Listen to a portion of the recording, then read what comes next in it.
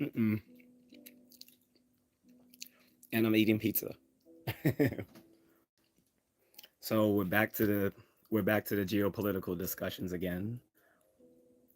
This time we're focusing on Europe.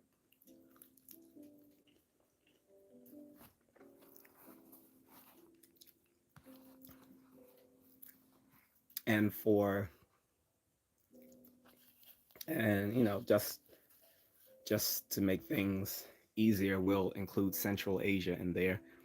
Because some of these Central Asian countries, mostly former Soviet bloc countries, the Eastern Bloc, um, a lot of them are like, a lot of people are question whether, culturally or geographically they are more European than Asian or vice versa. So we'll include Central Asia in that too. Random says that pizza looks good. Thank you. It's the classic. Um, I forgot what you call it, but well, you're probably young, so you probably don't know this. But yeah, those little oven pizzas are from like the 70s, maybe the 80s, but they're like the classic one. I forgot what they called. Oftentimes when I go shopping, I like to get the old school stuff because it's like the old school stuff is usually the best stuff. It's just that people will sometimes, you know, brands have to keep revitalizing themselves and marketing new products, new services. But usually the original stuff is always the best because if it wasn't the best, they wouldn't have went on to expand in the first place. um, but this is one of those original brands for like the oven baked pizza, and it's thin crust. I love thin crust.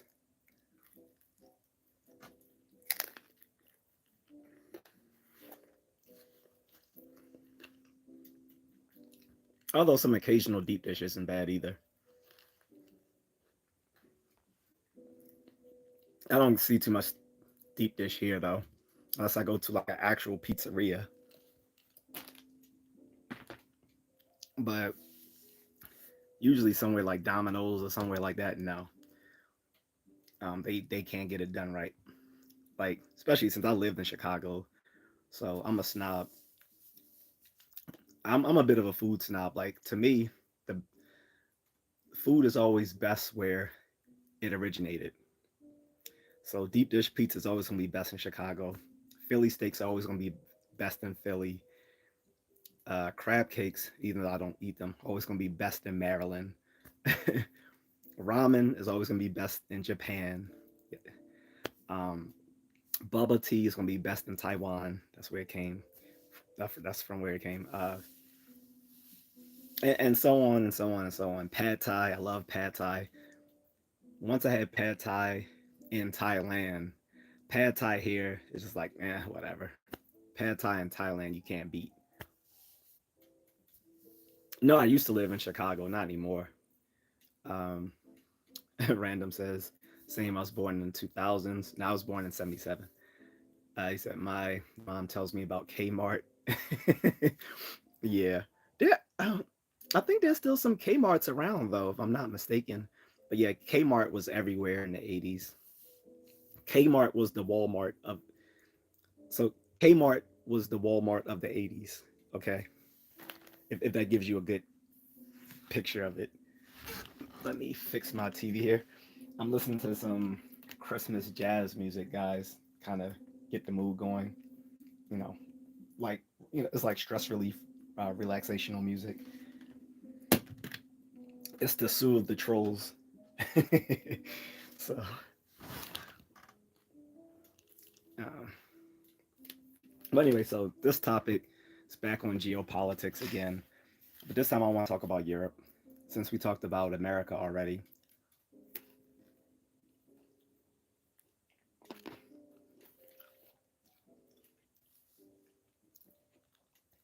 America was the obvious place to begin. So the first discussion was a general discussion where we can touch on any given place. And I made the mistake of talking about China. So that's the only country that won't be up for discussion because it is very controversial. on the YouTube platform for whatever reason. I mean, I know the underlying reasons is that they do, their parent company, Google, does business in that country, and they are have, and with a population of 1.2 billion people, they are a major place for advertising and marketing. So you don't want to. So for obvious reasons, a lot of business savvy people don't want to offend such a huge potential market. Um, Random says my mom and grandma would get pizza and whatever they would not eat, they would take it home and they will walk.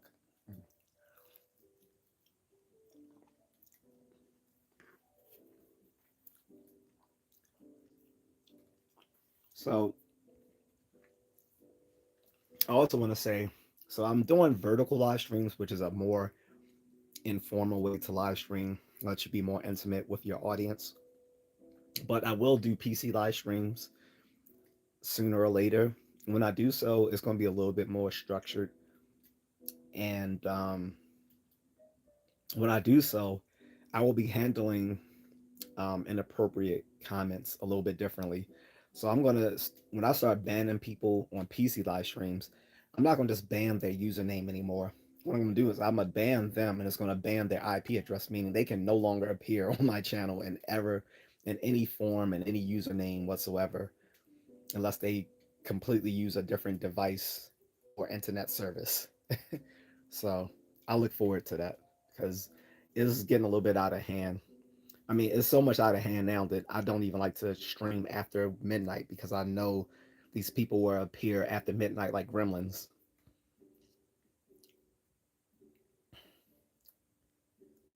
Random says nobody here. It is wavering. It went from like 9 people to 3 to 1. It doesn't matter. The issue, again, to explain a little bit of the behind the scenes with the live streams, I upload them. And once I upload them, when people watch these on replay, there's ads. There are ads placed in the video, so I get revenue based on placement of people watching those ads that are placed during the span of the broadcast. So it doesn't really matter. I mean, it matters, of course, if people are here, but again, like I'll still carry on a conversation long enough that I can upload that I can upload it, let people watch it later for themselves. And again, when people watch the broadcast on replay, with ads being placed in the pre-recorded live stream, um, I get revenue off that. So I have no problem with it. Plus, someone might watch it and decide to send me a super thanks, which is also revenue. Or the analytics is bundled up. Well, the analytics of the content along with other content I make will be bundled and sent to potential sponsors who will give me brand connects. So it makes sense to do this regardless of how many people are actually watching within reason. Like if I'm just talking to myself for like 2 3 hours, then no, that doesn't make sense. But if I have to kind of ad lib for like 10 minutes or so, 10 20 minutes, fine. I have no problem with that. Plus I got pizza.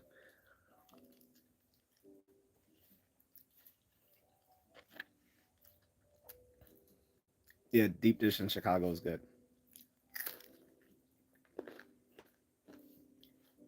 So one thing I want to touch on with Europe is something that a friend in Germany brought up last week. She was telling me that Germany's government is crumbling. I don't know whether she was just being dramatic or if she really thinks that's happening or if it is actually happening in that way,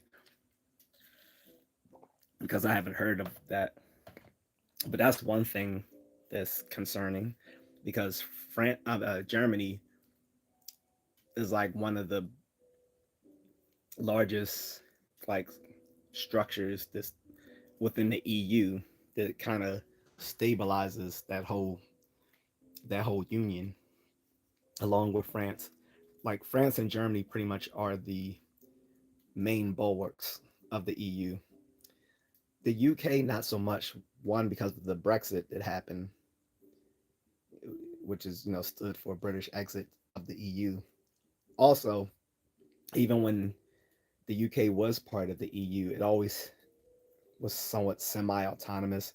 Like they kept their own they kept their own currency, and a lot of their um, a lot of their legal infrastructure they kept apart from the EU. So they it's always been pretty much France and Germany have been sort of the the mainstays that kind of keeps the EU together. So if Germany really is facing some sort of political crisis, that does spell that that does that does spell problems for potentially the rest of the EU.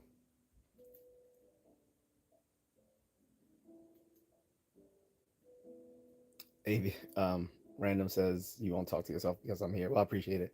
He said the UK is like Chicago. Lots of people die. I don't think the UK is at all like Chicago. Chicago's a shithole, and I can say that I'm from there.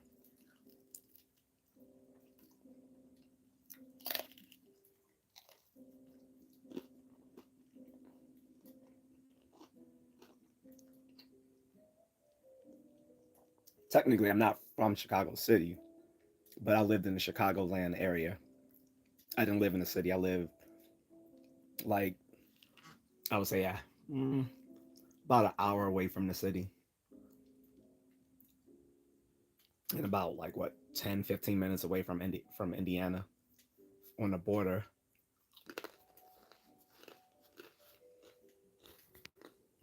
Mm.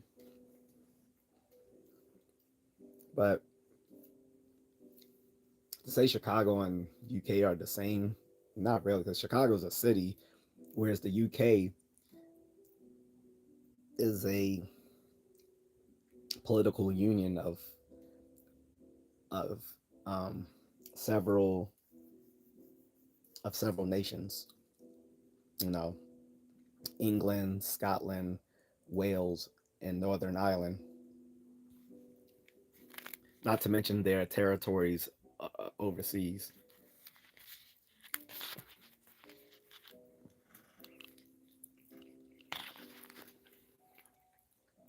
and not just their territories overseas, also the Commonwealth. The Commonwealth is sort of like the modernization of the empire. Like once a lot of their former colonies became sovereign nations, they formed a political union with the UK. So they nominally are still under His Majesty's kingdom, but they all are sovereign, sovereign states with their own prime ministers or whatever. Places like Jamaica and the Falklands and other places like that that come under the Commonwealth. Canada is under the Commonwealth, but they're all again sovereign nations.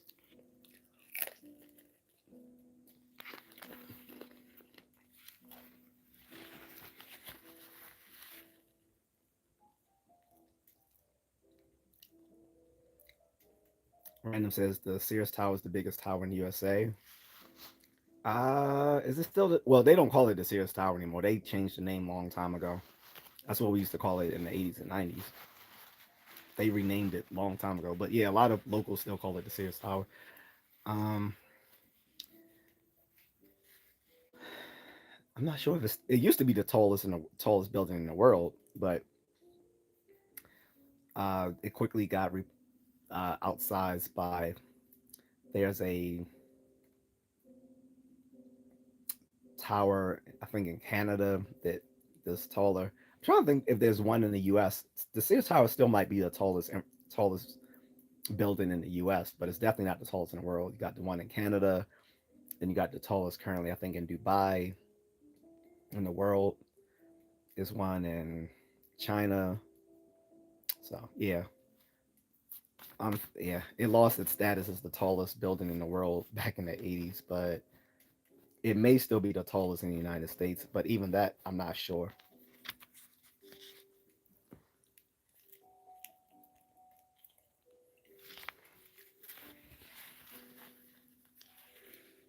But I'm not going to keep talking about Chicago. I'm trying to talk about geopolitics. I'm not going to keep on that. Is it because they think the Freedom Tower is the biggest because of the antennas? It only depends on the floor. Well, yeah. Anyway, off of Chicago, like this is a discussion on geopolitics. I'm not going to talk about Chicago all day. Um, I like to stick to my topics. That way, people know that when they come to the discussion, that we're going to actually talk about whatever they saw in the topic headline in the headline for the live stream. As you go to some live streams, they're just talking about anything, and sometimes I do diverge from the topics here, but I try to get back on task.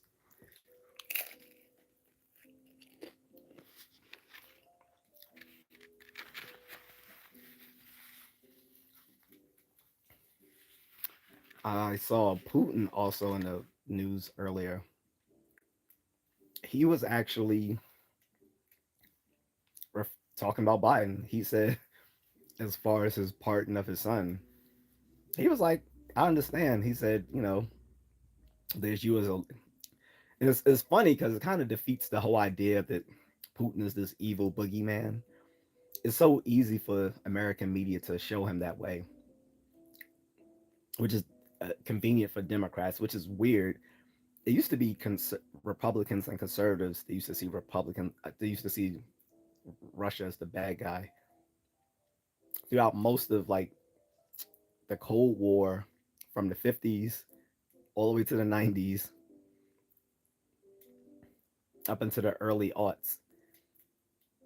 It was usually the conservative right who saw Republicans as the bad guys, and then that flipped because of the hawkishness of the Clintons, and it became sort of a convenient excuse politically to just say whenever things were inconvenient politically for them that Russian misinformation was at the root of it. And now it's like now people don't even believe it, except for people still on the left.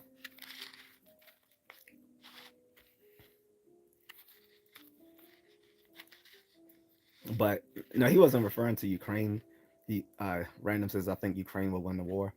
He was just talking about Biden and his pardon of his son Hunter Biden, and he was like, there's Biden as the leader and as the person. And he said, as a leader, you want to set an example. But he said, I completely understand. I'm paraphrasing Putin, by the way. What's up, Sherry? Of course, I remember you. Remember you hit me up in the comments. You said, when would I be doing my live stream? So I did a little bit late because I got to a late start. Did a late evening run and then fixed some food, which I'm eating right now, by the way. But I'm here as promised. And but yeah, of course I remember because I remember I was joking with you. I was saying, can you get one of your friends to hook up that little incel that was bothering me the other day?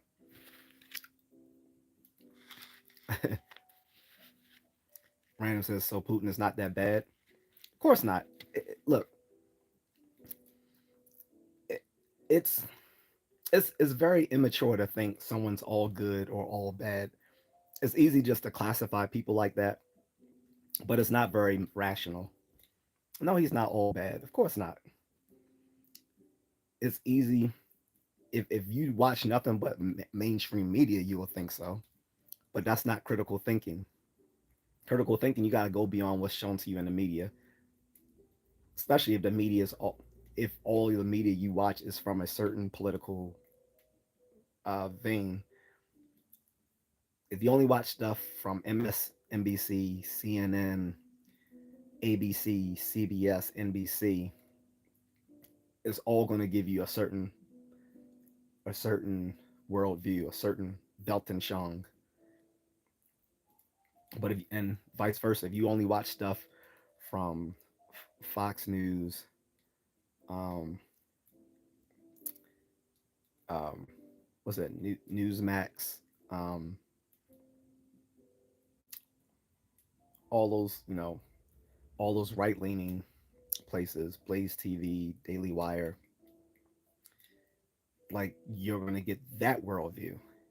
It takes watching stuff from different sources to sort of suss things out and be able to see that you're gonna see certain things. You're gonna see the same data um, presented differently by different folks. Also, you're gonna see stuff that the others won't show you on each side. Some things on the left, the right aren't gonna show you, and some things on the right, the left aren't gonna show you. So you need to make sure you watch things from a multiplicity of sources so that you can get a better view of what's actually going on in the world. So, but yes, not Putin is not all bad. Like he basically said in essence, because I've been paraphrasing this whole time that what Biden did is completely understandable as a father that he would save his son. That's basically what he said in a nutshell. What's up, Catherine? What's up, Miss Needle? I got my I got my Aussie and my German ladies right here. I'm snow bunnied up, guys. Stop. um, and I'm not sure what Sherry is, but Sherry, you added to the mix too, of course. Um, you know, just like Charlie's Angels, you're Contrarian's Angels. And then I didn't touch on what your comment when you said I think Ukraine will win the war. There's outside of NATO and the U.S. intervening, there's really no strategic way Ukraine is going to win at this point. Random. They've only been making it this long because we sent them like um over $200 billion. Not to mention we sent them ammunition um and vehicles, and I'm pretty sure we got some special operators on the ground. Of course, they're not. No one's going to admit that special operators are work, doing their thing. But wherever you have American, I know I'm shooting way above my pay grade here, but put it this way: wherever you see American interference, whether it's through financial support, um, military aid, but we claim this we don't have any boots on the ground. Um, we may not have conventional forces on the ground, but we might have other types on the ground. That's all I'll say about that because I'm not shooting above my pay grade here.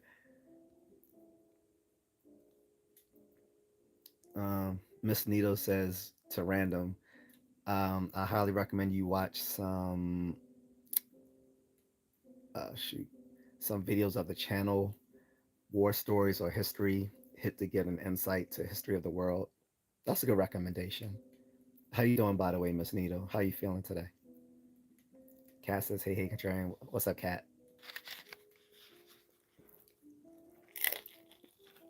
Mm-mm. I'm grubbing y'all. Sorry.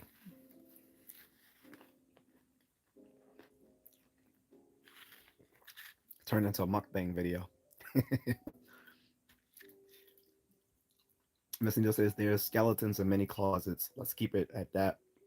Many atrocities that were committed and shape greatly the world today. Facts. Like in the real world, as Miss Nito was pointing to, there's no one who's left unscathed. Like we like to think of America as the heroes of World War II, but we did some shitty. Look, we did some shitty things in World War II. There's the internment of, and let's list them: let's just list a few of them. I can't speak of all of them because obviously I don't know of all of them. But let's say, hey, there was the internment of the Japanese Americans. Some of them weren't even Japanese, but just the fact that they looked Asian, they called them Japanese and put them in internment camps. Many of them fled to Latin America, which is why, if you want to know why certain places, for people who travel, if you want to know why there's certain places in Latin America that have large Asian communities, part of that was them fleeing from America in the 40s during the Japanese internment. Brazil has a huge Japanese community. Um, Peru has a large Asian community, although I think they're mostly Chinese. But again, remember, anyone who looked Asian was labeled as Japanese and put in these internment camps. You might have been Korean or Chinese.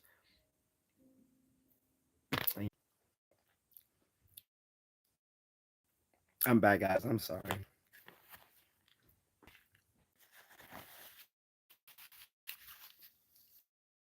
I apologize, guys. I'm back. Um, hope everyone comes back. If not, I understand.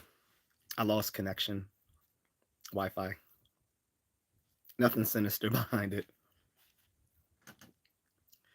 Um, Let me read the back comments so people come back. If they come back. If not, I understand. Um, but before that, I want to finish my statement.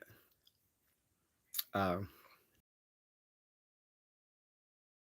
I say before I lost connection, I was saying so did some we committed some faux pas during the last World War, Japanese internment. Um, and since we're talking about Miss Needle, who is in Germany, we firebombed Dresden, Germany. That was messed up. The firebombing of Dresden, Germany was messed up. That was messed up. Of course, everyone knows that we dropped atomic bombs on both Hiroshima and Nagasaki, but they also don't know we also firebombed Tokyo, which was kind of messed up. These were civilians.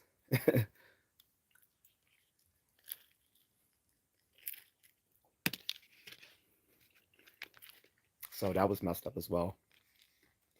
Um,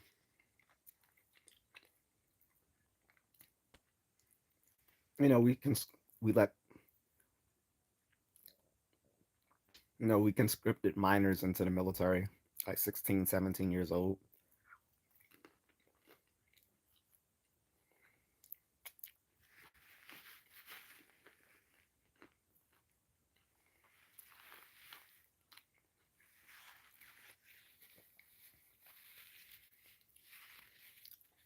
Our troops sometimes got away with doing things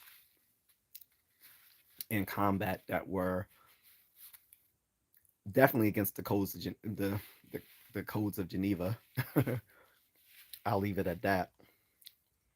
But some heinous things went on in the combat arenas.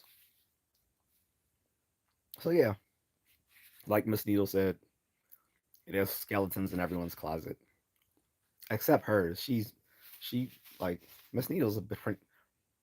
As far as I can tell, Miss Needle's somewhat of an angel. Sure, this is why he's so smart. Just because I read a lot and I travel. Germany was a fun place to visit. I'm going back soon. Hopefully, Miss Needle will be my escort when I get there. Let me read all the other comments I missed. Um, Random says uh the I the I don't know what this statement he's trying to make. The UN wanted to start peace after World War II. The UN didn't exist prior to World War II. Random, I can tell you're young. We before the United Nations, we had the precursor to the United Nations, which was like I think it was called the World. Uh, I think they called it the World Nations, or international, something like that. But the UN was formed after World War II, not prior. Okay.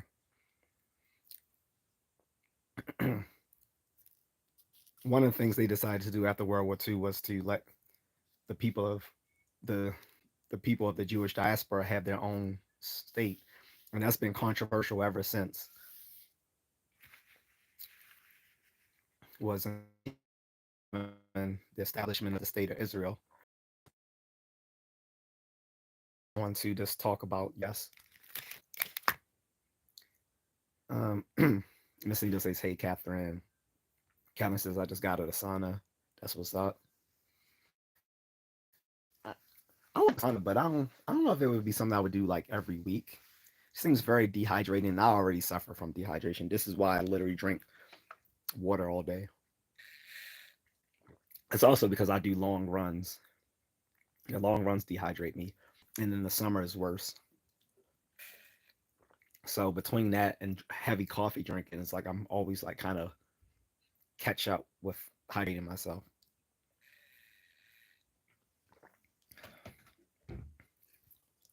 I'm glad I'm glad some of you have returned, or at least one or two people have returned. Kat says Australia has just decided more funds to Ukraine, which I am not happy about. Yeah. So here, Kat, after Kamala lost the election, Biden speedballed some like $5 billion more to Ukraine. I'm like, that's like seriously. So when you lose the election, now you're gonna shoot off more money to them. I'm like, that's crazy as hell. Like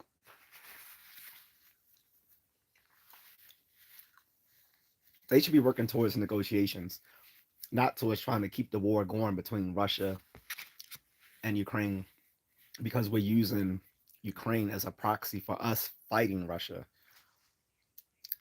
And it puts Ukraine ultimately at risk because at any point, that's another thing people need to acknowledge about Putin.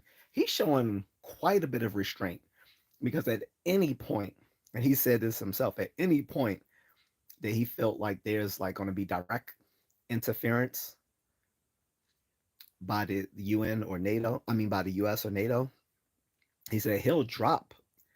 He always he always has within his tool set the ability to drop a nuke or a smart bomb on Ukraine, and of course we have to retaliate. And then it's going to be World War III. But the fact that he has not done so, despite us sending Ukraine vehicles, munitions, and literally hundreds and hundreds of billions of dollars, shows a lot of restraint on Putin's part.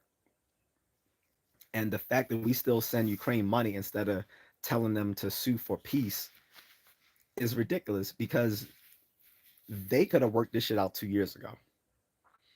There was a negotiation on the table back then. And from what the news has reported, again, we gotta anything we hear from mainstream media, we gotta kind of take with a grain of salt. But from what reports have been admitted, have been released 2 years ago, there was a negotiation on the table between Ukraine and Russia back in 2022. However, we kind of egged Ukraine to fight on, which is completely irresponsible, especially when our taxpayers have to foot the bill for it, for them fighting a 2 year war, which has at best come to a stalemate. At best, it's a stalemate. But like I said, at any time, Russia can overpower them and just say, we're done with this. We're gonna start using. We're just gonna bomb the shit out of you, and they really could. So yeah, there's no point going forward for the where Ukraine is going to win without direct intervention from the UN and the US. I mean, from NATO and the US. And if so, that's going to just put us in World War III. Otherwise, we need to look at negotiations, or they need to look at negotiations, which is why after the November 5th elections when Trump won, there was a phone call placed between I think Elon Musk and Zelensky. um, so hopefully they're trying to get things worked out because Trump has already intimated that he's not going to be funding the Ukraine's for a war against Russia. But he also has intimated that he wants Putin to stop this. So we'll see how that goes once he's in office. But yeah, people continue to send them military aid is I think is wrong. One, I think is wrong headed, and two, I think is a sunk cost because they can't win and they're not going to win. Miss Needle says, Catherine, you got to think what happens when all the Western funds are pulled out of Ukraine. Uh, Sherry says, I love the Superman shirt. Oh, thank you. So I'm actually wearing this Superman shirt entirely intentionally because today they just dropped the teaser trailer for the new Superman movie that's coming out this July. I was completely skeptical about it, but the guys, go see the trailer. The trailer gives you hope that DC can actually course correct after the fuck up of the last 10 years with the Snyderverse. We have a real Superman. Well, don't get me wrong, I loved Henry Cavill as Superman, but I don't like the storyline they gave him. They made him emo. You took the you took the most hopeful you took the most hopeful character, you know, a man who's just and you made him an emo. You made him emo. The only person that's supposed to be emo is Batman and Wolverine. Those two characters are emo. But in the 2000s and 2010s, they just tried to make every superhero emo. I'm like, you can't make every superhero emo. There's only a few superheroes that are really emo. Batman for one, Wolverine, Daredevil, of course. Like when you superheroes who started off from a tragedy, of course, they're going to be a little emo.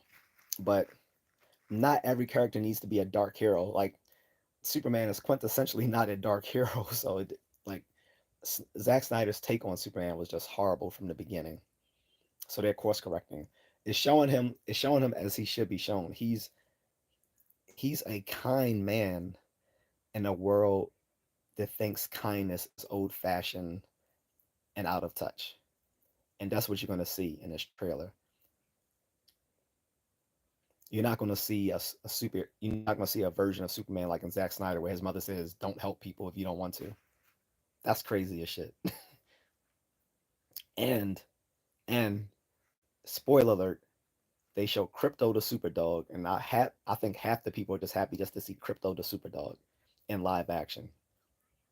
Crypto the Superdog, because James Gunn is a animal lover, as if you couldn't tell from Guardians of the Galaxy Part 3. But yeah, Crypto just made it.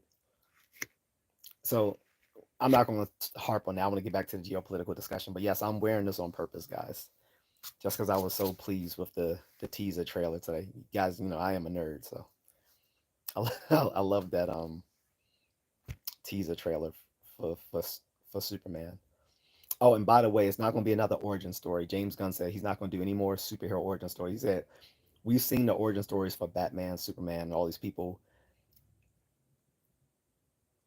We've seen it over and over again. We don't need to see that again. So he said none of his DC superheroes he's going to be like doing an origin story, unless it's like a superhero we haven't seen on screen before. So there's some superheroes he's shown on there that we've never seen in live action, like Metamorpho.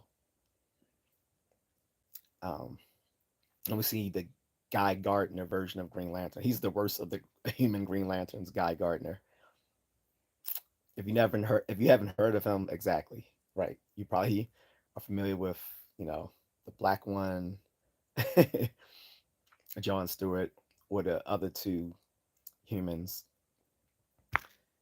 um, Hal Jordan or Kyle. What's this called? Then there's the original Green Lantern who wasn't actually part of the Green Lantern Corps. He just had a. It's just he got his powers from a Green Lantern. So Al what's his name? Um, Alan something or other. But anyway, off of that. So go check out that trailer if you haven't seen it yet. It gives you the feels for like Superman from back in the 80s when it first came out. So Sherry says you name in every race in here. Huh? What would you, I'm sorry. Random says it froze. I know. Yeah. So I lost my Wi-Fi connection. Random. I used to your internet. Catherine says I would be in and out as I have things to do. That's cool. Sherry says, I just want to let you know the first thing in the morning on Saturday, I will be going on a plane trip to Florida for 2 weeks, so I won't be watching your live for 2 weeks. Oh, that's cool. That's fine. We all have lives. Um, she said I don't like too much sugar. Yeah, especially not in guys, right? I'm kidding. So she said they just talk. They don't negotiate that much.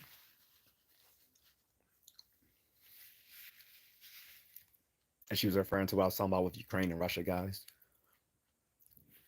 And she said I never heard of a new Superman movie. Talk more about it. So it's it's on YouTube right now.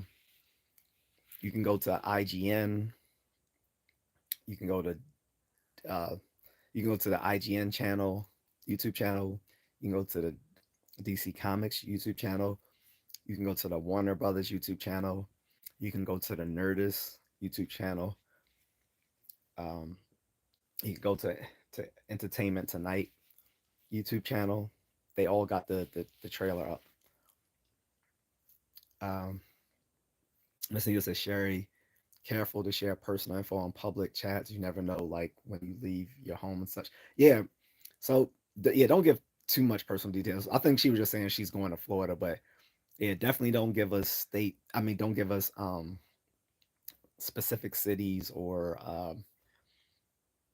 of course you're not gonna give us like things like street addresses or zip codes or anything like that. But yeah, I guess it's safe to say, hey, I'm going to Florida.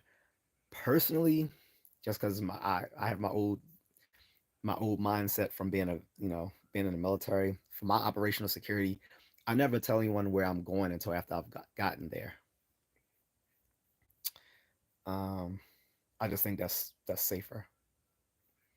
But Miss Needle is right. Um, I actually made a mistake once of saying more information about Miss Needle than I should have. Luckily, that's been buried, and you know I will not be giving personal info about my moderators. And I've given too much personal info about myself as well, to be honest.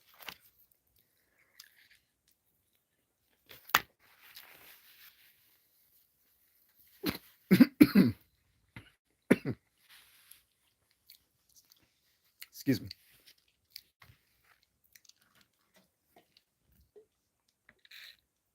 Pepper Mountain Aries says, hello, everyone. What's up? Ben says, hi. I don't respond to that Gen Z bullshit, so you can knock that shit out right now.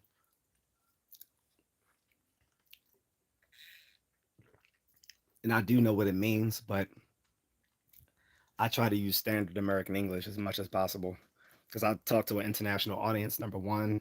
Two, I just don't respect Generation Z.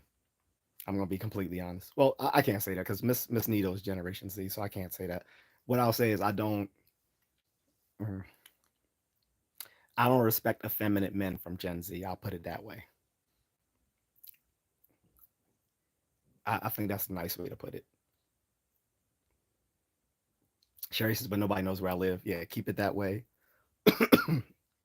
But she was just saying, Sherry, just for your safety, don't. Um, well, I mean, she was just saying be careful about sharing where you're traveling toward. Where you're traveling because we unfortunately we have a lot of weirdos online who will try to dox. Not only they try to dox content creators, they will dox other people in the chat room, try to find out about them. You have all sorts of weirdos on in these YouTube comments sections, unfortunately. So she just saying be careful because again, Miss Needle is a sweet person. Like I told y'all, low key, Miss Needle is my German girl.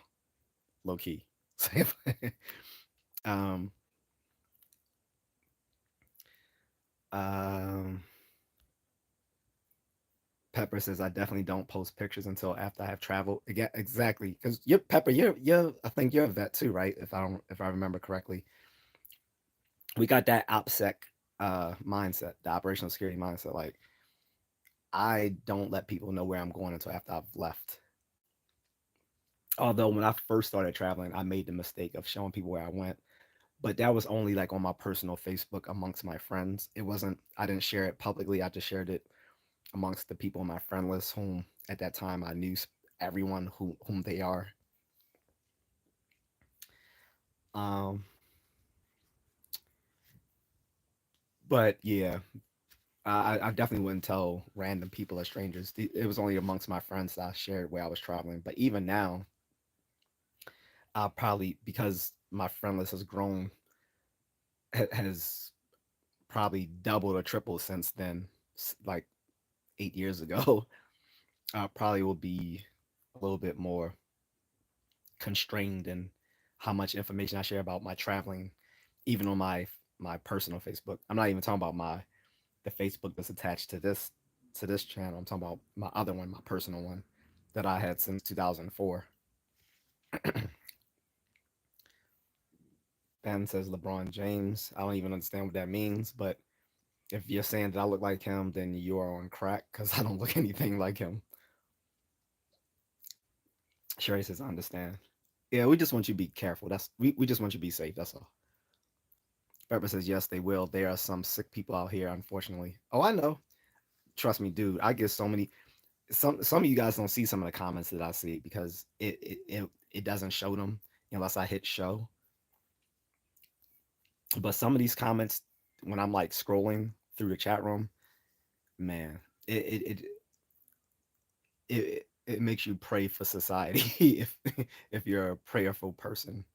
If you're a prayerful person, it will make you pray for humanity. Some of these comments you see people leave. Miss Needle says, Pepper, nobody is safe, really. Well, there's safety in degrees, Miss Needle. I mean, there's no absolute safety, right? Unless you're, unless you're, unless you can walk around with an S on your chest, then yeah. But outside of everyone that doesn't have this, yes, safety comes in degrees. There's no absolute safety. Ray Roberts says, "Simplify, sir. What's up?" Well, I'm not. I wasn't Marine. I was Army, but shout out to you guys. Miss Nito says hello to the vets in the chat. Thank you, Miss Nito. She says, "Gotta sacrifice safety for freedom." Well, the reality is, peace usually comes from the person who's holding the biggest stick. So,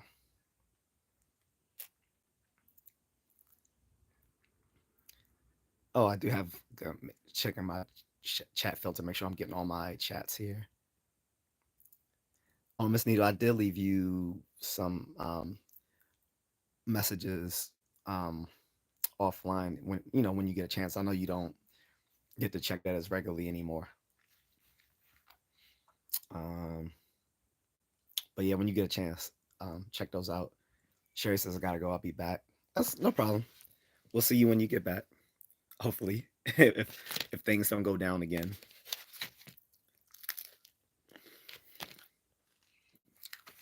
But we're always gonna have technical malfunctions here and there. It happens, guys.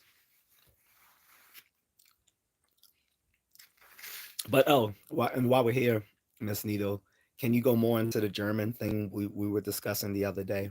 Because the people here probably didn't see that.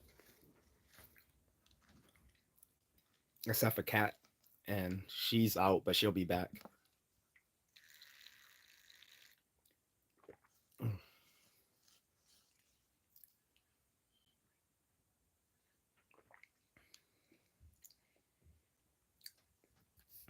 And I can recommend some good Superman books too, by the way, guys. There's Kingdom Come, which is a great one. It's it's um it's illustrated by one of the best comic book artists ever, Alex Ross. He is a favorite amongst many comic book nerds. His style of drawing. Kingdom Come is about like a world like decades into the future where the world is just littered with superheroes, and Superman kind of steps away and says, "I don't really want to deal with this anymore." So he's a little bit more jaded. So that's a really good book. Superman Birthright is a good one. All Star Superman is a great one. Um, James Gunn has already said a lot of his inspiration for this new movie is coming from All Star Superman. I have that book, but unfortunately it's in the Philippines. Let me get back to what Miss Nito was saying. She says our government is dissolved or will be soon. Our chancellors failed to quote. Wait, that's what you meant when you said the government is crumbling. It's dissolved. Like what do you how dissolved? And I know what you were saying the other day that there was a party that was intentionally trying to come into power just so they could cause chaos. I remember you saying that the other day. But they can literally dissolve it. Like how? And correct me if I'm wrong. Like the German government is sort of like a parliamentary system, right? It's not like America, where we have like a bicameral legislature, and all three branches of government are equal to each other. I'm not sure if you guys had that sort of system, right? And what quota did the chancellor fail? Miss Neal says we have early reelection in February, and there's a lot of potential nightmare coalitions that are possible. Hmm. RJ say, what's the most heart wrenching book you've ever read? Mm, I don't know. I don't read books that are like, well, for the most part, I read either textbooks. Yeah, I'm a nerd, so I either read comic books or textbooks for the most part.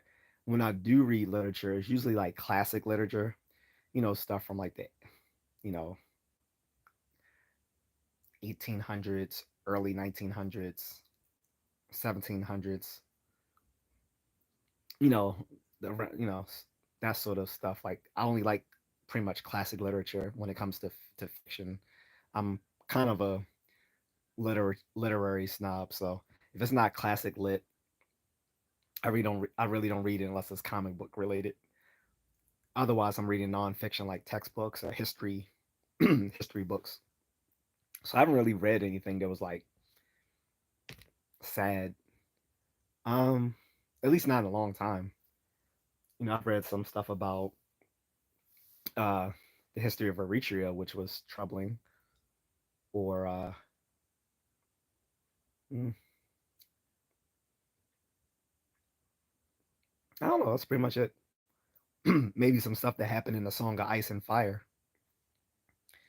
Anyway, back to the subject. Miss Nito says can't go into much detail or I'll get into trouble. People get jailed for saying something. What is that? Wait, is that bad? All right, so remember I said like I reached out to you, you know, on out through our personal chat. When you when we get in touch, um, off here, tell me more about it, okay? Because I don't want you getting in trouble, because then I won't be able to see you. But no, seriously, I want you to be safe. I didn't know it was that bad. I assumed Germany had some pretty solid freedom of speech rights, but I know that in Europe, freedom of speech is a bit more limited than in America. which some people don't realize. Um, Pepper says, "Did you hear anything about the next Black Panther?" Yeah, but I want to let me stay on the subject for a minute though. Miss Neal says, "Excuse me, let me get some water, guys." She says, "Just told you the chancellor failed the trust issue quota. A majority of the parliament wanted him out." Oh, see, she has to be a little bit vague, guys. So like she was saying, apparently people who might be considered political dissidents who are talking against the government can find themselves in legal trouble, and we don't want that to happen to her. So, hopefully, we can get in touch off, you know, off YouTube, and she can fill me in, and whatever I glean, I'll look into it myself, and I can give you guys some more information on that. Pepper says, "Very true, Miss Needle." Sherry says, "All right, I'm back." That was quick. And that's what she said. Miss Needle says, "Pepper, dark times we're in." I really did not know it was that bad in Germany right now because I don't know if you were here, Miss Needle, earlier when I was sort of giving my preface to this live stream, but I was saying that in the EU, I was saying Germany and France are sort of like the two mainstays that kind of keep the EU together, to kind of stabilize it. But so I was saying, if Germany is going through a lot of trouble, I think that spells trouble generally for the EU. I think. Um, Pepper says now they're headed for another shutdown. Yes, dark times. Well, that's here in America. We're again we're this focus is we're talking mainly Europe here. I don't not talking about the American issues with them not passing a bill for the government shutdown or whatever. For most people, that doesn't really. I'm gonna be honest. Unless you work in government, that really doesn't mean much. Miss Neal says you can just watch some news. I will. The problem is, Miss Neal, like I was saying, most of our news isn't even talking about it because until you mentioned it, I have heard until you mentioned it, Miss Needle, I literally have heard nothing about this. And like I told you, I watch a bunch of different news. Like usually, like early during the day, I watch the Rising on the Hill, which is an internet news source. The Hill. I watch their Rising. Um, Sometimes I watch stuff on the Young Turks, Daily Wire, Blaze TV, a bunch of a bunch of news vloggers. Um, I watch some clips from CNN or Fox, and I have literally heard nothing about Germany until you mentioned it. So now I'm gonna have to actually like go do a search and specifically look for it, which is crazy. Messina says it's really reported in other countries too. You know, I think the first place I'll probably look is BBC because that might pause, by the way. But yeah, but yeah, they will probably more likely have some information on it. This is why I miss CNN International. I really don't like whatever. I really don't catch CNN International until like I'm overseas. But I rarely see CNN International here when I'm in the states. So Miss Neal says you watch the wrong news. I guess Europe is in trouble. Many countries are having issues. Well, I won't deny that. But like I said, I watch like probably like 12 different news sources. Miss Needle, like I said, I can name them all for you: CNN, Fox, Blaze TV, Daily Wire, Young Turks, The Hill, um, some other place, and like three or four other news sources. Even the Daily Show. Um, Literally, no one has been talking about it. I mean, we're so wrapped up in post election news and stuff like that. Like, pretty much the whole like all you hear about is Trump stuff, Biden stuff. Um, I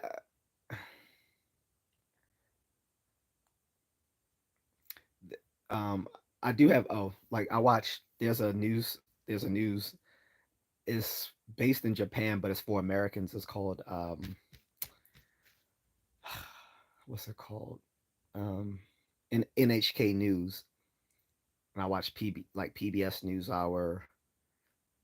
Um, I watch ABS-CBN News, which is a Filipino news station. But yeah, I've in none of those things I've seen anything reported about Germany. So I'll try BBC first. Pause. I gotta say that because people, I'm sorry, but there's some stupid people here, and they only have one interpretation of that word. Yeah, but I'm just gonna keep it real. But anyway, I'm gonna watch that, and I'm gonna try to find CNN International, see what if they got anything on there, and maybe Sky News Australia might have something as well. Miss Neil says you need real news sources. Like I don't know what you mean by real. Like those are all like real. Like I watch real news sources like through like Reuters, Associated Press. Trust me, like I said, I watch so many. I watch like a dozen different news sources, which is why I'm always plugged in. But again, the news is always going to be biased to what's entertaining. So I don't know. Maybe this seems a little bit too. Maybe what's going on there is a little dry for what they want to give us here. I don't know. I can't justify why I haven't seen it when I attend to like a bunch of different news sources. I really don't. Other than probably if I was reading newspapers instead of watching um, internet and TV news, I'll probably be better informed. Sherry says, "What's your favorite horror movie?" I don't know if it counts, but The Gremlins, if that counts as a horror movie.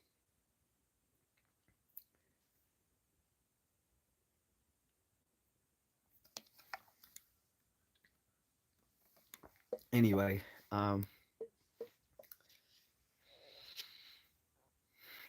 I, I will do my due diligence, Miss Needle. I don't want you to be mad at me thinking I don't watch real news. I do watch real news, but again, every news doesn't show stuff like that. Miss Needle says ain't really horrific enough. No need for movies. That was her question. I was just answering it. You know the irony, Miss Needle, was I was about to. I literally was about to say the news is my favorite horror movie. I was actually about to say that. So it's funny that you said that because I was my first. I didn't want to be sarcastic, but my first inclination was to say the news.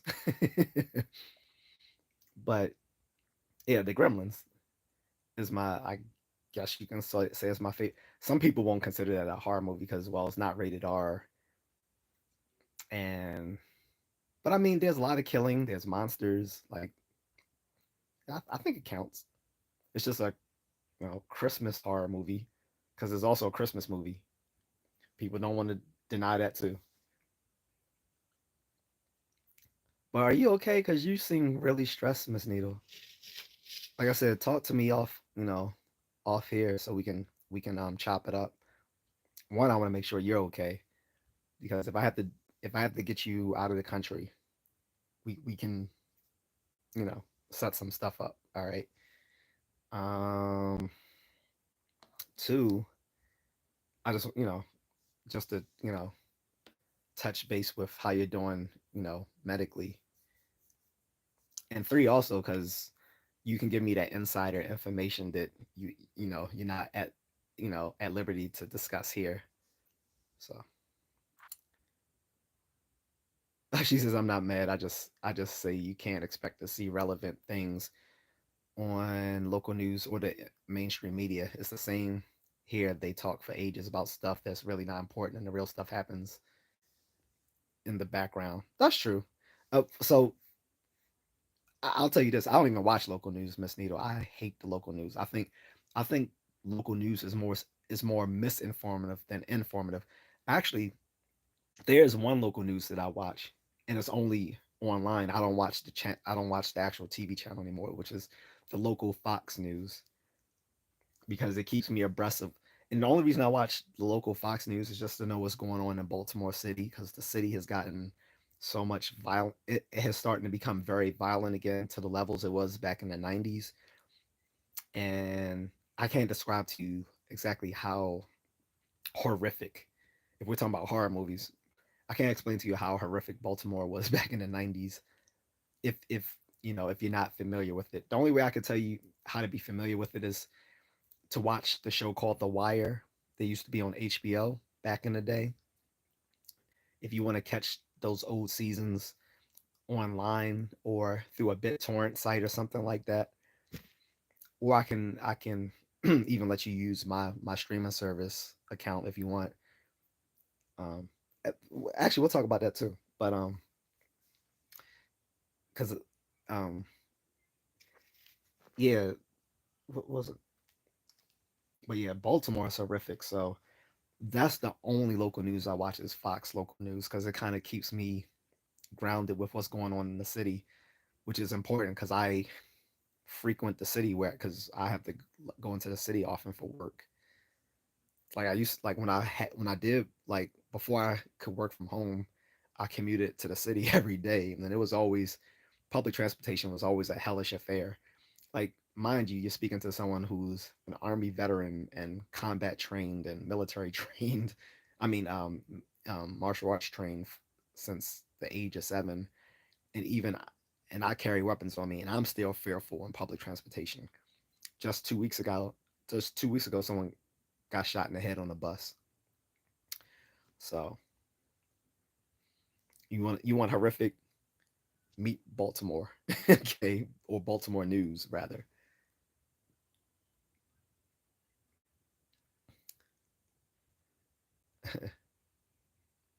I don't even know what those emojis are, Sherry. Brainiac, flowers, fire, banana, pizza. I don't know what that banana is for. That could go one of two ways. I don't know what the banana is about. Um, and she said, "No, I'm all right. Cool. Just making sure." She said, "Make no mistake, social media is not private. Australia, for example, surveys IG chats to more laws are being passed, rights are stripped away." Exactly. This is one of the reasons I left being a progressive, Miss Needles, because they are way too comfortable taking away people's cognitive liberty just to protect people whom they think are um, disenfranchised minorities. So much so now that they try to say this, they try to say that language is violence. And I'm like, when did we get to the point where saying language is violence? So I had to leave the whole progressive thing because I just think they're out of their minds. And they have no problem with the mainstream media also using authoritarian tactics as well to control people. One of the bills that just got rejected in Congress here actually tried to sneak in a thing that was rejected 2 years ago. They wanted to establish a governmental agency of misinformation. They tried to get it funded through secretly into the new bill that would have saved us from a government shutdown. And luckily, people read through the legal pork and saw this and was like, no way. So I get it. And yeah, Australia definitely. This is why I would not. This is why I said I wouldn't really want to live in Australia, the UK, New Zealand, because they're like America but worse. That's how I see them. No offense to Catherine or anyone else in in the UK, Australia, or New Zealand, though.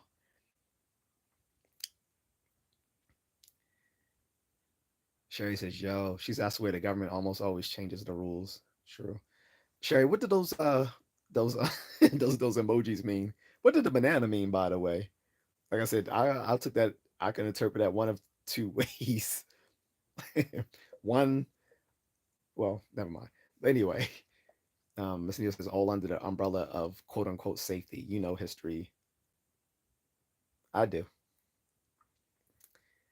Sherry says laws. Oh, she's asked where the government always changes the laws. Well, laws are relative. Laws are relative anyway, Sherry. So that's to be expected. Like by nature, laws are subject are relative. They have to be. Sherry says banana. Never heard of it. No, the wasn't this you that um I was saying the emojis you posted. It was just a bunch. It was just like a string of emojis, unless that's someone else pretending to be you. But I thought that was you.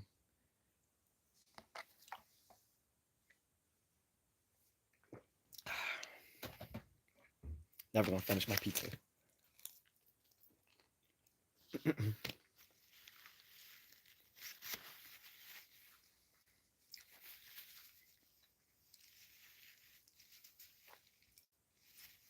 Guys, you want to see my little nerdy setup right here? Let me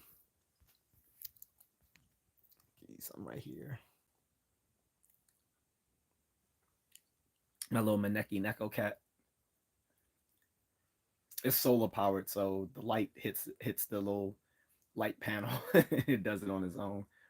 I got a little Buddha statue from Thailand. I had to negotiate to get that because they didn't want to give me the real one. Those are the real kind they actually keep in their houses when they pray and do their things.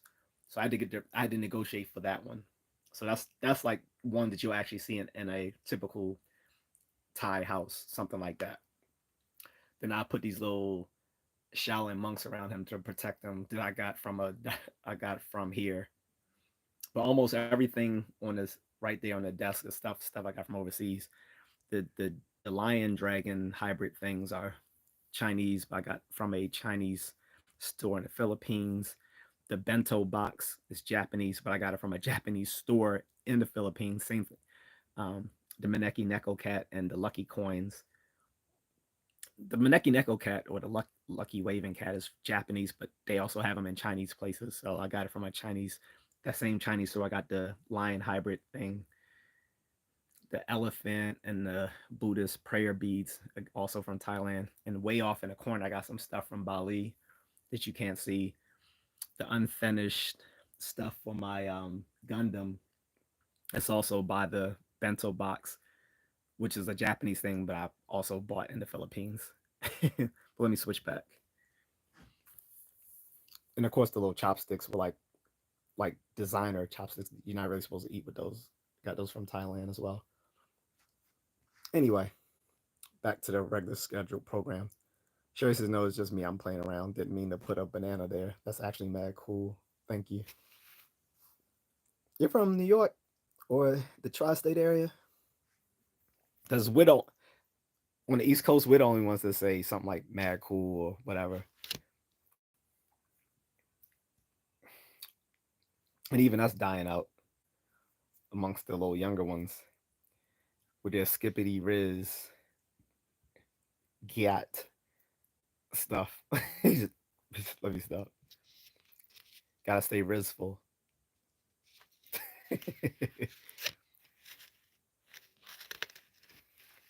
Gotta show Miss Nito I'm rizful. Got the skibbity riz gat. Let me stop. They sound so dumb. But I can't get mad at them too much because the dumb things we used to say in the 80s and 90s. I so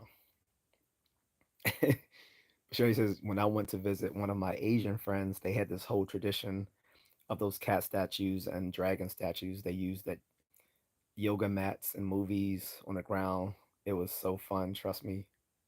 That's cool. So if Miss Nito, if you're still here, because I only see one person, that might be Sherry.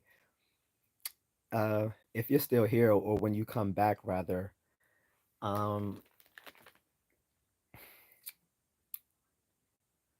is the stuff going on in Germany? Is that going to affect, as I was afraid of? Is that going to affect other people, uh, other nations in the EU? Which is that's one of the things I'm worried about. Steph M says, "Hope everyone has a Merry Christmas from Scotland." Thanks, Steph.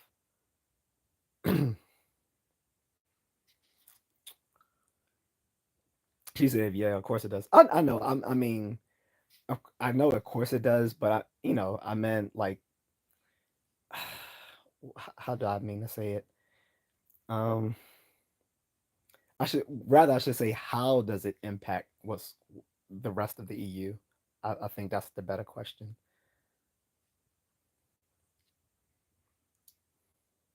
I think, is that the better question?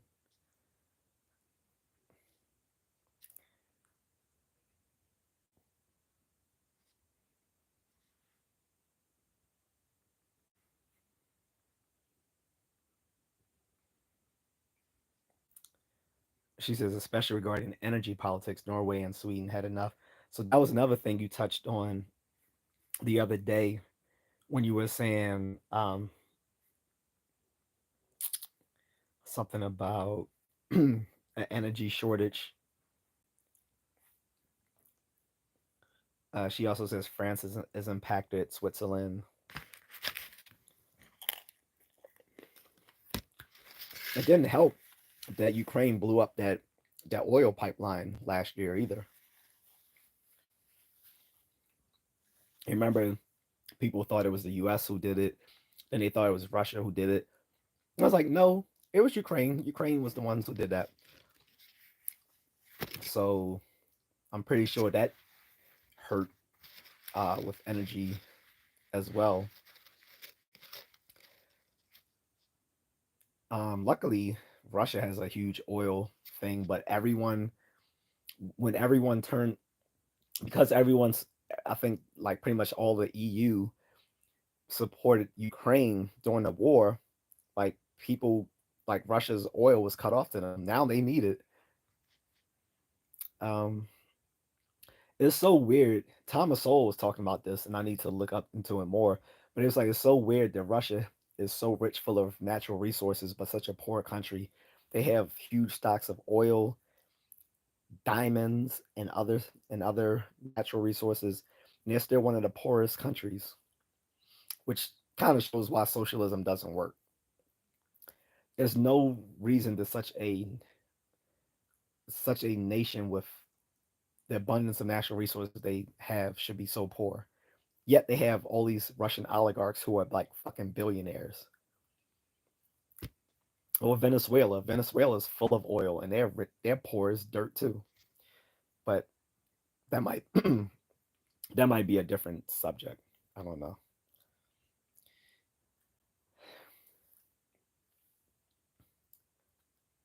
Steph, that's not the discussion. We're talking about geopolitics and its impact right now on Europe. Steph was saying this might sound crazy, but I think the government will use UFOs as a mean to scare and control the general public than listening to U.S. Congress on it. Yeah, that's a topic for a different day. So anyway, seeing this as impacts pricing for everyone because of decisions of our government. Yeah, because remember I was saying like France and Germany are sort of the bulwarks of the EU, so anything that happens to them kind of happens to the entire union. Sherry says, "I swear, I feel like World War III might happen soon." Yeah, I've been saying that since 2002. I mean, sorry, not sorry, 2022.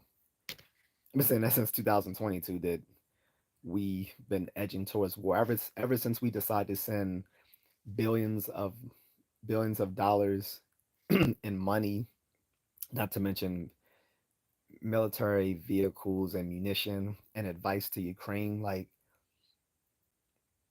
again, Putin is showing a lot of restraint. He could have pulled he could have pulled the lever, so to speak, on them long time ago. It's just that he knows the long term consequences of that. Like basically Biden's administration, as opposed to maybe the other parts of our government. But Biden's administration probably just wanted an excuse to go to war with them. Right? Is at this point they just want an excuse, and like anything that happens politically, they want to say, "Oh, it was Russia, Russia, Russia, Russia." It's like, no, I don't believe you. Any sort of thing come out in government, oh well, Trump won. Oh, it was Russia, or uh, Hunter Biden's being uh, in charge with felonies. Oh, it was Russia. Like, okay, you're gonna blame everything on Russia. Okay, whatever.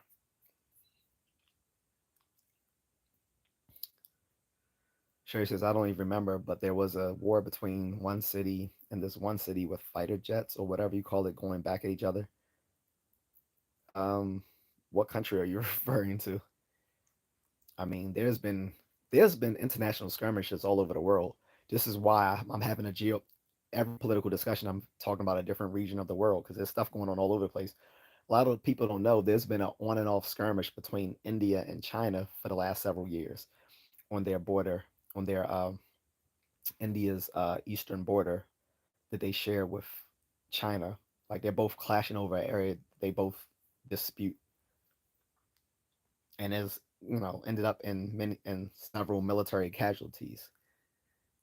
Not to mention China and Taiwan. Oh, let me stop saying China and Taiwan have had a skirmish. Not to mention they have a skirmish with pretty much every country in the South in Southeast Asia along this the South China, particularly like the Philippines. They've had an ongoing thing, so much so that our U.S. military, Australian military, Japanese military, and South Korean military have all been holding military exercises in the Philippines in case of an eventual attack. Like there's serious stuff going on all over the place. This is why I'm trying to hit these different places on each live stream.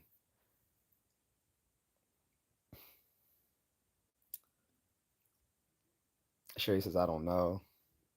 No. I mean, do you know what region? Are you talking about Europe? Are you talking about in Asia? That's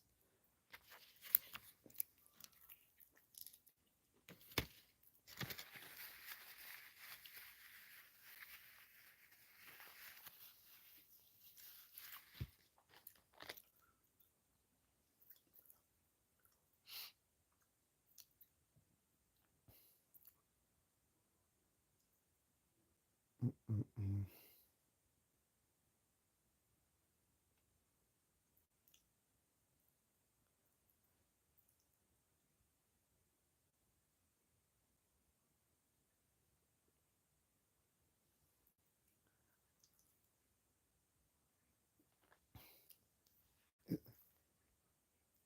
Sherry says, if you have to think of every city and country out of all of them, which one do you think that would win? Oh, I think Europe.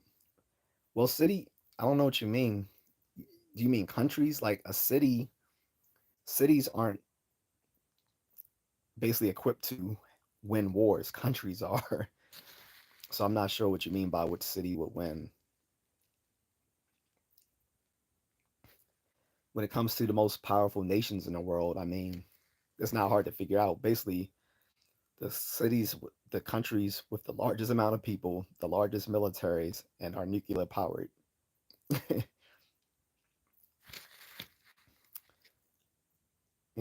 The U.S., China, Russia.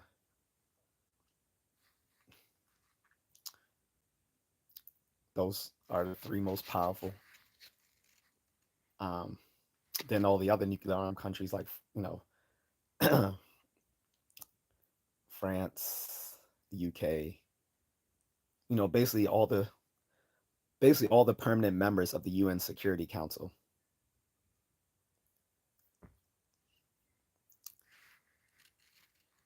So that was what U.S., UK, France, Russia, China. Not to mention there's um, temporary members of the UN Security Council, and we expanded the number of countries that are nuclear armed as well, like India, Pakistan, Canada, uh, and a few other places.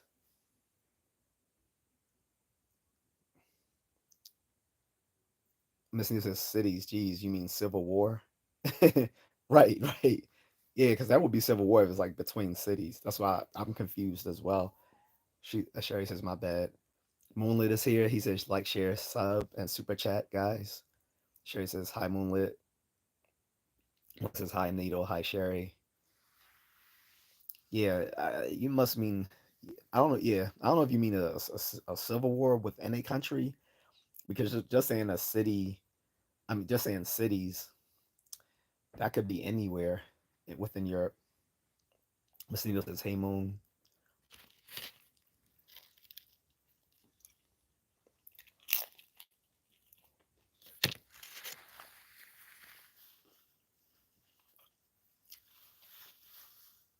Miss Nita, were you here? Yeah, I think you were. And I think you might have been the one to point it out. But do you remember back in the summer, back in July, when I first sat down and like did a few videos live streaming and I ate an entire meal and people were commenting on it and someone said, "Oh, you're doing a mukbang video." I was like, "Well, not really." But then I was like, "Oh, I guess it is because I'm eating." Except except I wasn't intentionally eating as part of the content of the video. I was just hungry and I was like, "I'm just gonna eat." And I did it for 3 days straight. I think you were here, Miss Needle.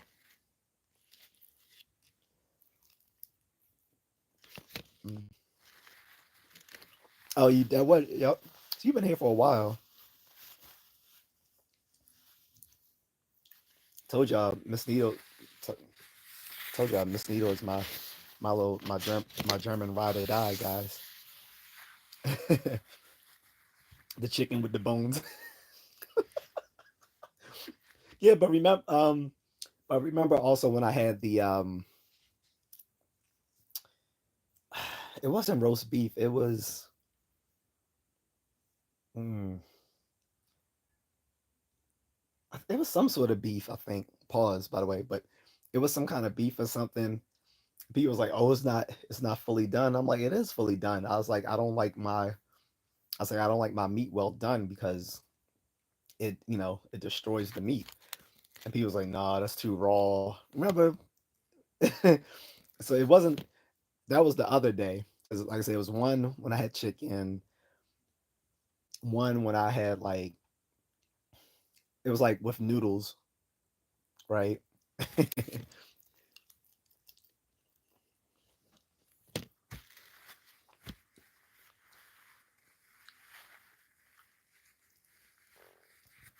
Moonlit, did you see the trailer yet? Did you see the trailer? Yeah, I see the trailer.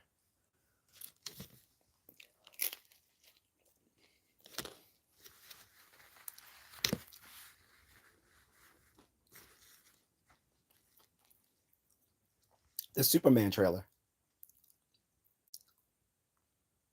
The the new Superman trailer, teaser trailer. It's like all over the internet. I mean, you're in Thailand, so maybe not here in America. I mean, because I'm tied into like nerdy stuff. So IGN, Nerdist, uh, Warner Brothers, DC Comics,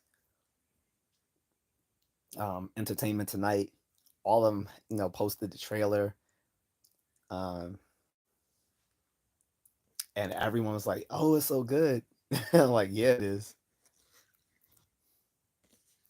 Sherry says, "Who is Superman passed out?" Oh, shh! Don't tell him.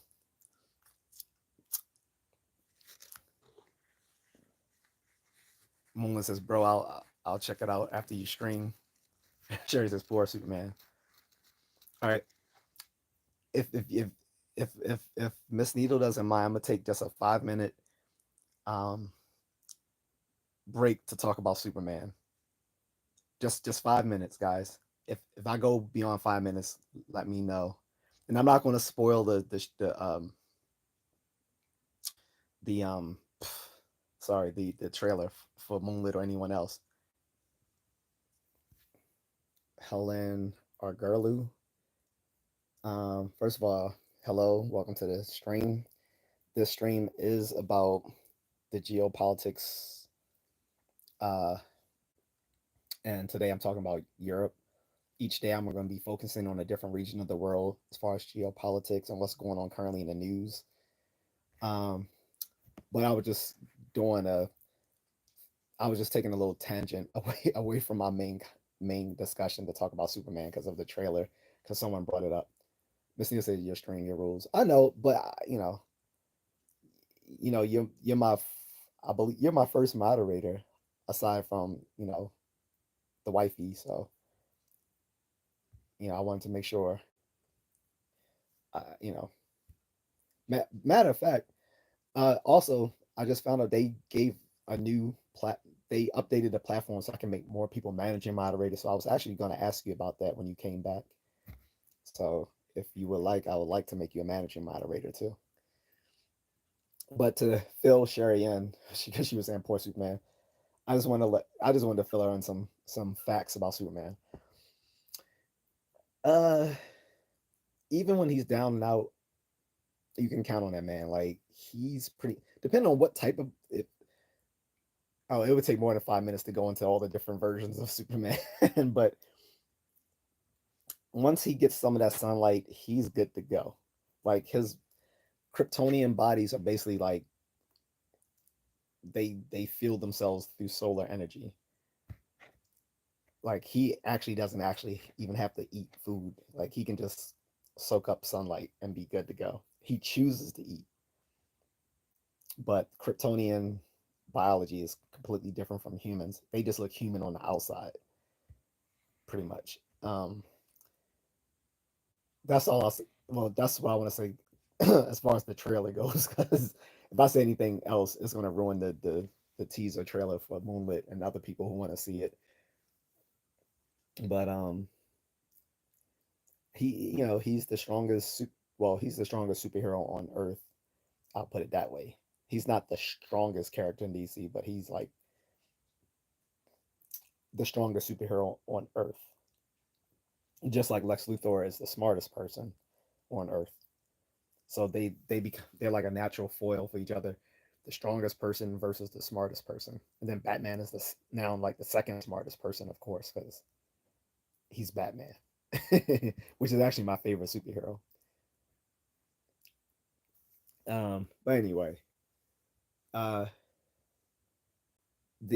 the trailer brings it back to like the old school, where Superman was just like an old fashioned, kind hearted person who finds himself a kind hearted, old fashioned person in a world where kindness is taken to be old fashioned and out of touch, and people are just generally very cynical.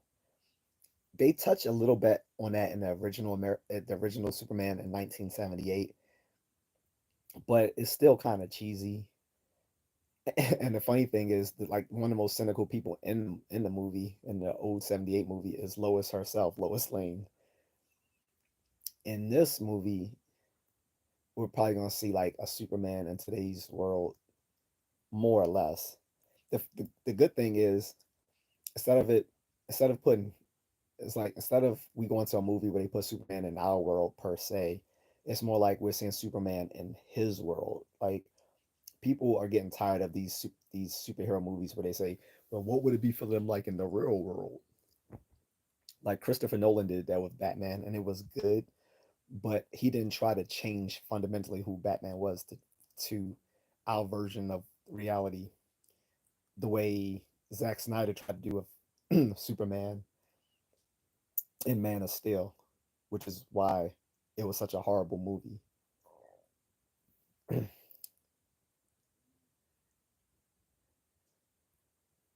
Moonlit says, "I take it you haven't seen the new version of Wolverine's son."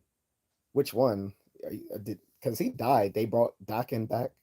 I don't like his son. He's he's he's He's mentally ill and he's bisexual. I can't relate to his son, and he looks weird. Like I don't. All of Wolverine's children except for X X um whatever her name is, but the female's Wolverine, his daughter.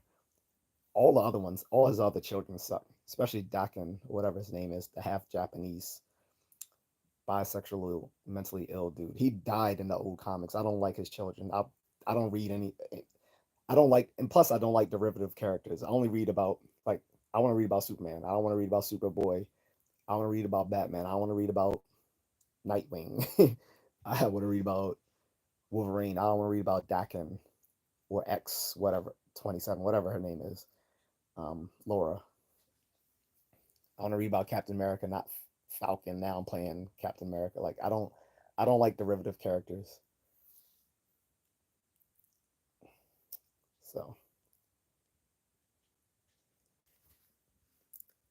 he said he has Ghost Rider's vengeance as well as the other powers. Halloween. Okay, that off topic for another day. Comic books let nerds out.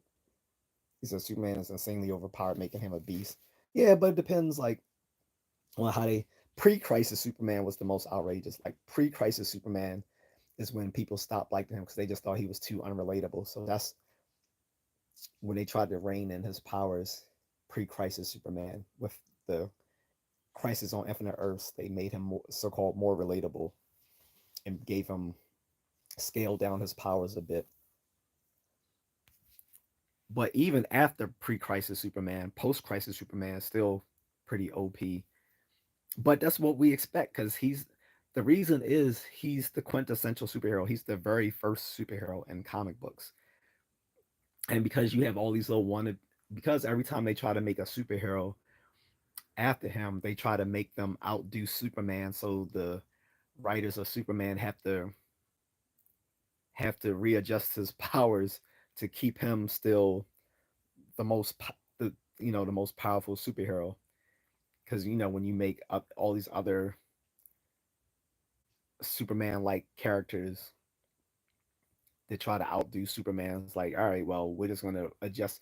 All right, we're just gonna adjust Superman's power so they can't they don't outshine him. They we basically like DC doesn't want other superheroes to outshine Superman, which is understandable because he is the superhero. Like all other superheroes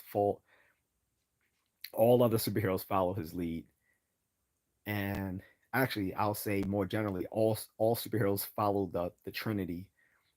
They're either trying to all superheroes today are either a variant of Superman, Batman, or Wonder Woman. So,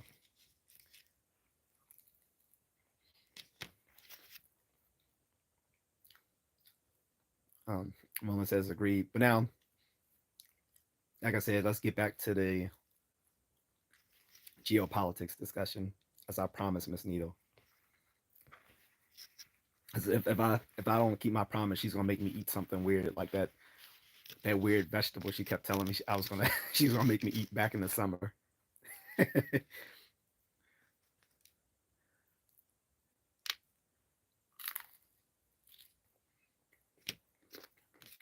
Almost done eating my pizza. And yes, I did eat a whole pie because I like to eat. Cause the Rock likes his pie.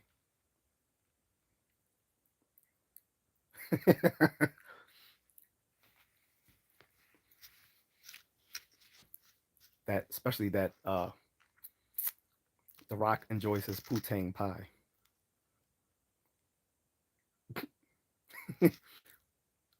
No, that's in Australia, Moonlit. That's Marmite, Vegemite. That's that Australian stuff. By the way, they did a taste atlas, and Australia was all the way at the bottom. I was telling Kat about it. She was like, "Well, yeah, because we like our food generally healthier and stuff." I was like, "No, Kat, it's the taste atlas, not the health atlas." I was like, "You guys come dead last in taste and tasty food. No one likes Vegemite. No one likes Marmite or whatever." No, Miss Nita wanted me to eat some stalk-like vegetable. It looks like a carrot, but has no flavor. Um, I forgot what it was. She'll tell me when she comes back if she's still here. She's probably laughing at me. She's probably if she's here, she's probably laughing right now because she knows what I'm talking about, but I can't remember the name of it. But remember she kept saying she was gonna make me eat that whatever it was.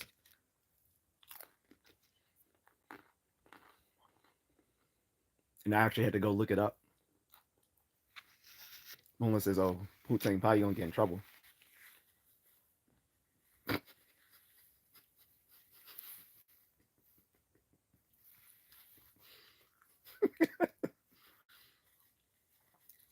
The Rock is not going to get in trouble. You know what The Rock does with trouble?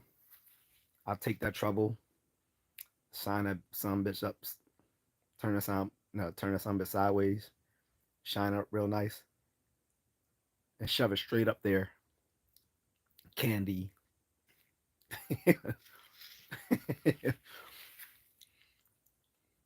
Sherry says she said I'm from the. I don't know what that. Let me. I gotta hit the spectacles. I thought that was a Statue of Liberty at first, next to a superhero emoji. But let me see. A metal arm. One says, "LOL, Aussies and Brits have bland food for real." Yeah, their food is like their comedy. Let me stop. Now I am going to get in trouble. Oh, let me stop. Mm-mm-mm.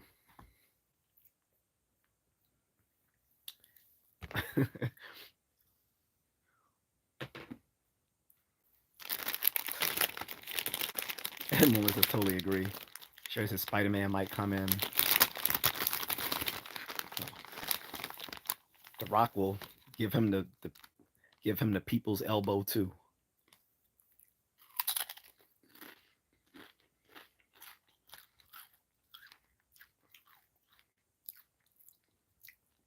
Boneless Sherry might have that pie too. Just saying.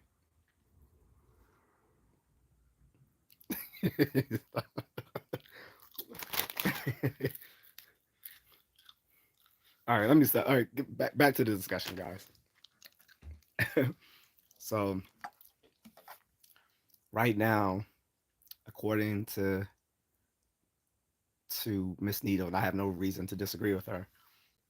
Um, it looks like Europe is in some turmoil because Germany, it seems like their government is crumbling. Apparently, there's some parties at play within their political system that is welcoming the anarchy. Their chancellor has failed, and it seems like their parliament is trying to basically kick him out.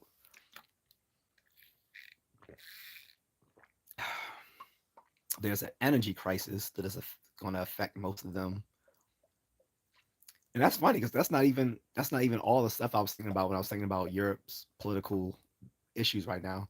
I also see that there's like a trend towards um, authoritarianism in Europe right now.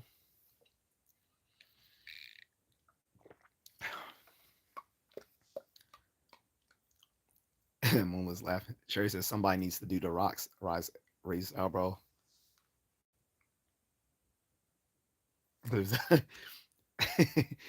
Moon says, "Do you feel it's a coup?"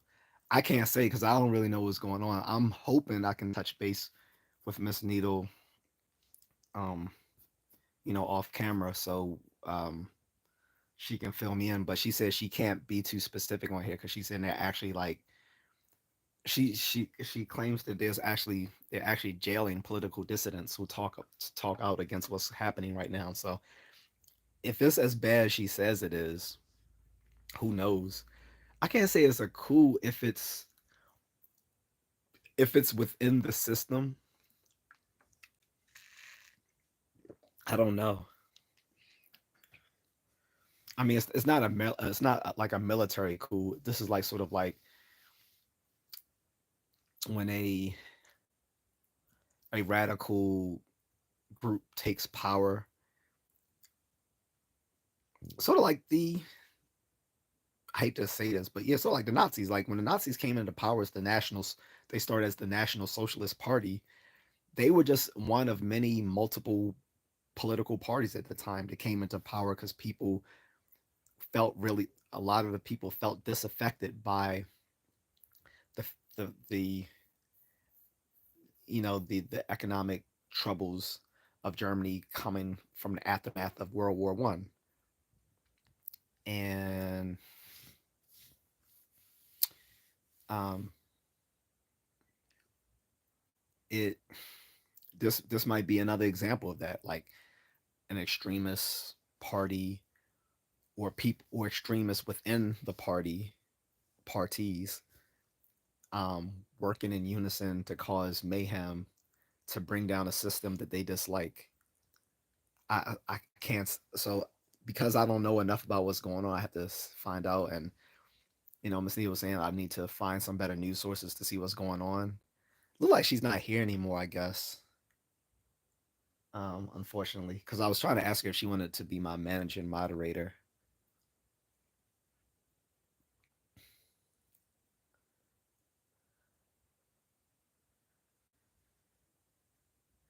But she'll be back. Another quello. She'll let me in the morning. Sherry says, it better be worth it. What are we? Wait. What are we talking about here?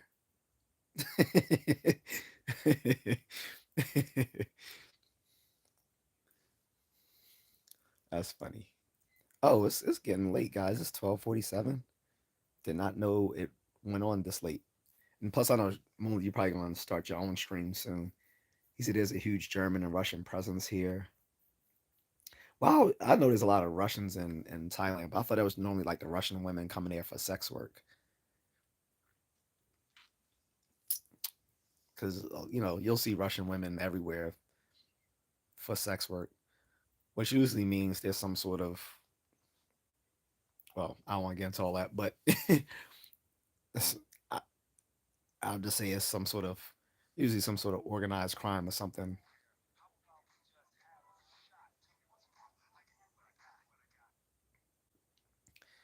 Moon says nope, Germans run most islands here. Ugh, that's not good.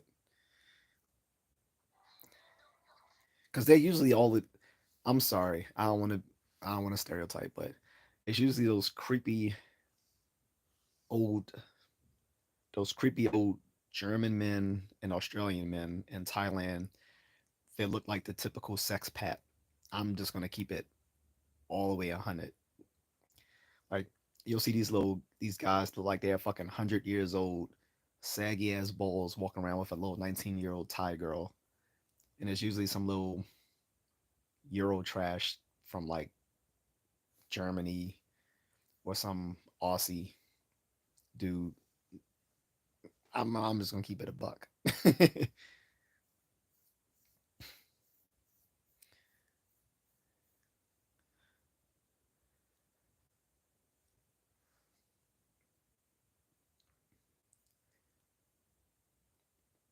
Moon says 100. I don't f with them type people.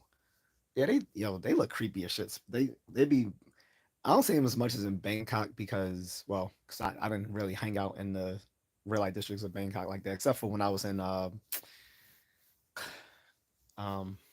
what's it Kosan? What was it? Um whatever San is it Kosan? Whatever it was.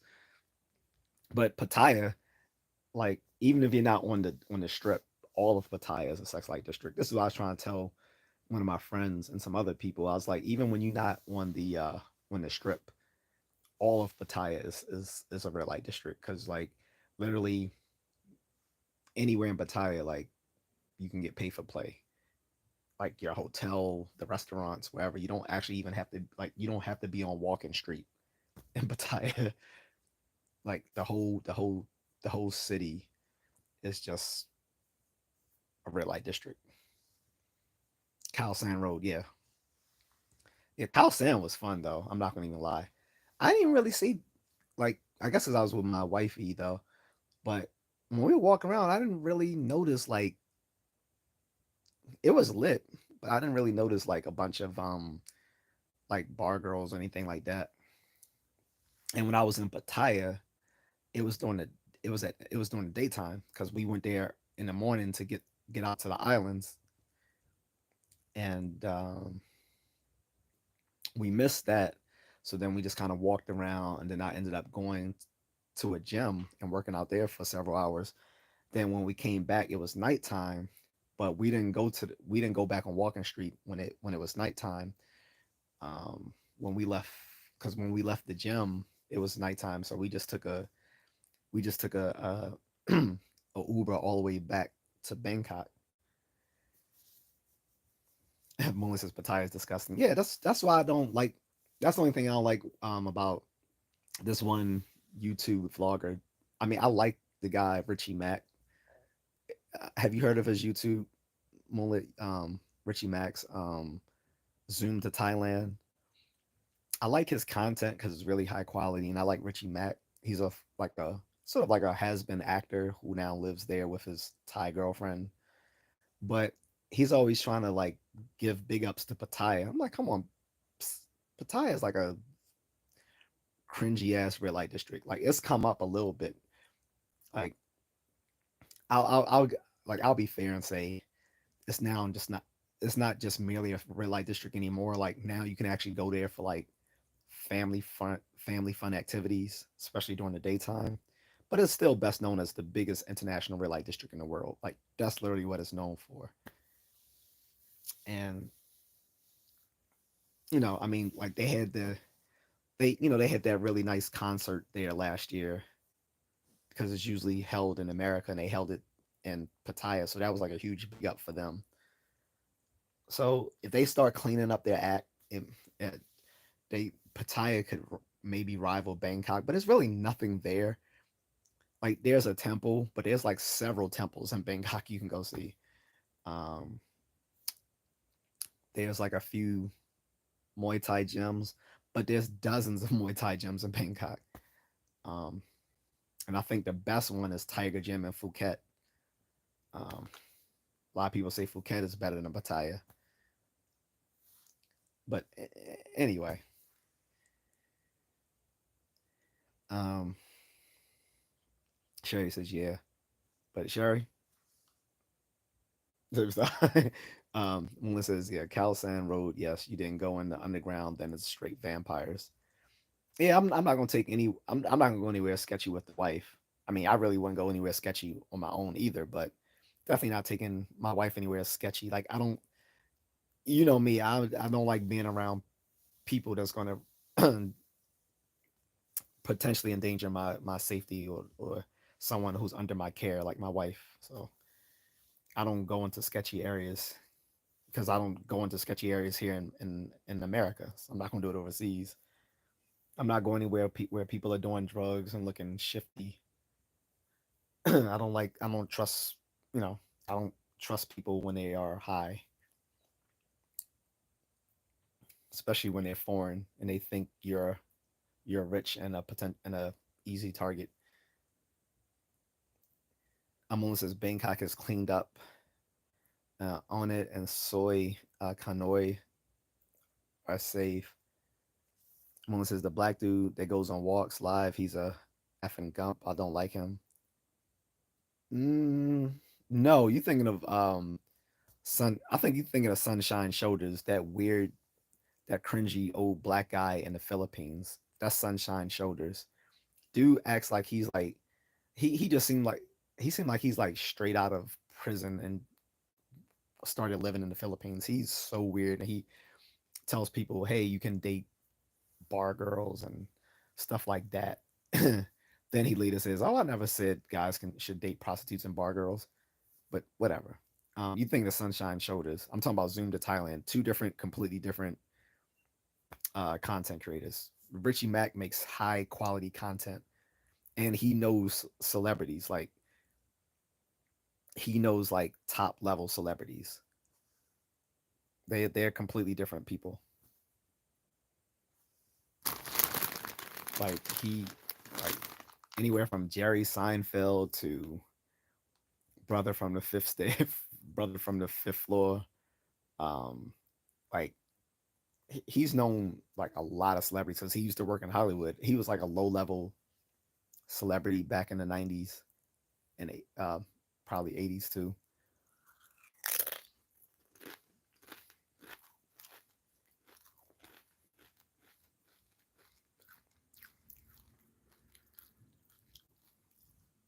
But I wish I had more people from Europe to chime in because, like I said, I didn't want to just talk about Germany's gripes. Like I said, France is having some issues.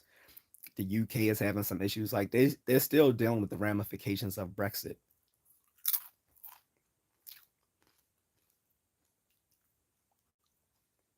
Um, and then there's Ukraine and Russia, which we touched on briefly. And as Miss Needle pointed out, their energy crisis. I was like, one of the things we forget about is the Ukraine last year.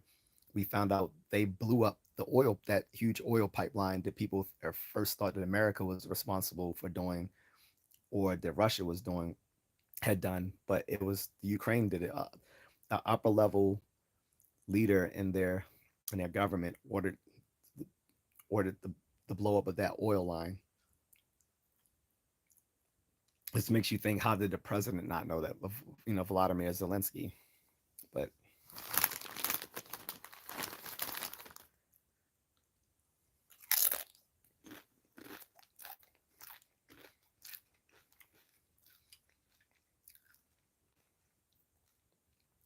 not to mention, we realized that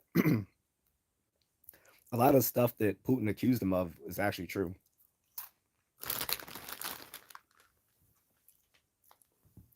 Prior to Russia's invasion of the Ukraine did um, host an attack on a part of Russia where there are ethnic Ukrainians to try to take it back. But people didn't talk about that until like a year. It wasn't even admitted to like a year after the war started. On top of that, Putin said one of the things he disliked about Ukraine was the heavy involvement of the neo Nazis within their political structure. And American mainstream media said that was a lie. Then we found out it was true. Like there was a whole military battalion, the Azimov Regiment, that is Nazis. And on top of that, they're not the only ones. We find out there's a lot of people in both government and just everyday Ukrainians who have like a lot of Nazis sympathies, not to mention having some of their symbolic structures in their homes. So Putin was right on that. He might have it might have been an ad hoc reason for why he attacked them, to be sure, but he wasn't lying about it.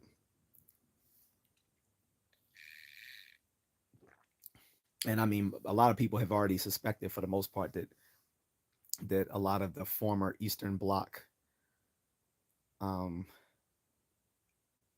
is is rife with neo Nazis. Failed, like, because at this point, Ukraine is more or less a failed state. So a lot of these former Soviet bloc places are rife with Nazis. And there's plenty of them in Russia too, to be fair.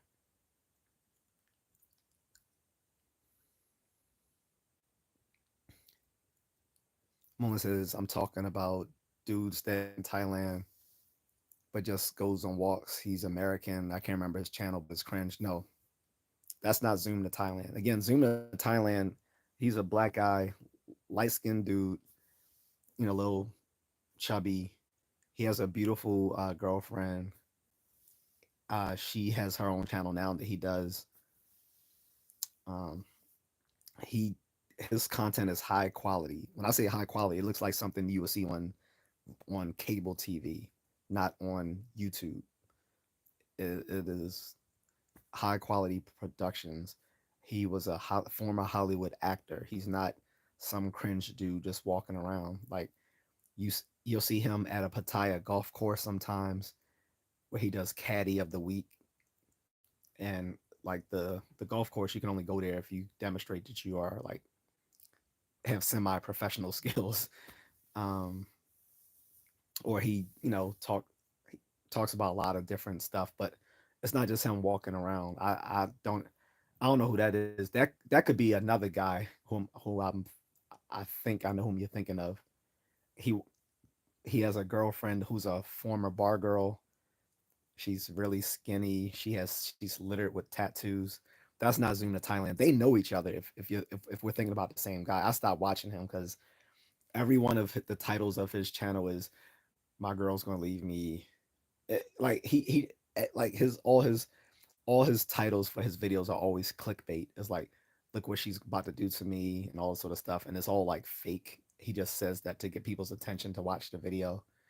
It's I don't like. I stopped watching him because I only watched him because he was friends with Zoom to Thailand. And after I watched several videos, I'm like, all his videos are the same. It's just him going to go somewhere to eat with his bar girl girlfriend. She looks like a straight up slut. Then there's another guy who walks around Thailand, brown skinned dude, former army guy. So he's the youngest of the three. He has a girlfriend who's the prettiest of the three, but find out she's a fucking porn star. Like I've seen her on X videos, Pornhub, whatever. And the funny thing is, if you go to the comment section of those videos, they was like, "Yo, that's so and so's girlfriend from such and such YouTube channel." I'm not gonna put his channel out. I'm not gonna put him out there like that. But he was like, That's the girlfriend from so and so on this YouTube channel." He was like, "Yo, she's a porn star." They was like, "This is what the passport bros are about, going overseas just to get with prostitutes and porn stars." Yo, they went in on him and his girl. I'll say her name is Lucky. Well, that's not her real name, but that's the name she goes by online, is Lucky. But she was in porn. So, like I said, you might be talking about one of those two guys, but Zoom, I mean Richie Mack himself, he does not do cringy videos. Um,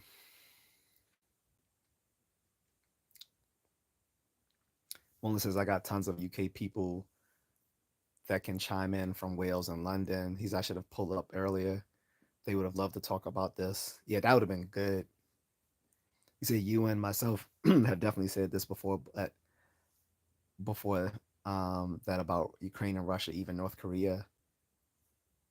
WAP. I'm not gonna say what he, I'm not gonna say that word. I was watching your show before. You were talking about organized schizophrenia, and some guy called you the N word. People are the worst. You don't deserve that. It's yeah. I don't. I think I end up banning him or timing him out something. And it's disorganized schizophrenia, by the way. But I appreciate it. Sherry says Ukraine and Russia. Yeah. WAP says I think that one dude that called you the N word was the dude that the dis disorganized schizophrenia dude that called you that. Okay, well, it's water under the bridge, as they say. So they whoever the person is or was isn't returning, and if they do return under a new username, I'll just ban that username. However, there will be a different format when I start doing PC live streams. Once I do PC live streams, I'm going to ban people's IP address, which means they can never return unless they come back using like they have to get a whole different internet service. So I'm not worried about it, but I will be going now. It's late. It is now 105, so I got to go, guys. Another thing I will start doing is after 12, once I get tired, if there's still a string of comments, I'm just gonna have to let it go, like frozen, unless it's like a super chat or whatever.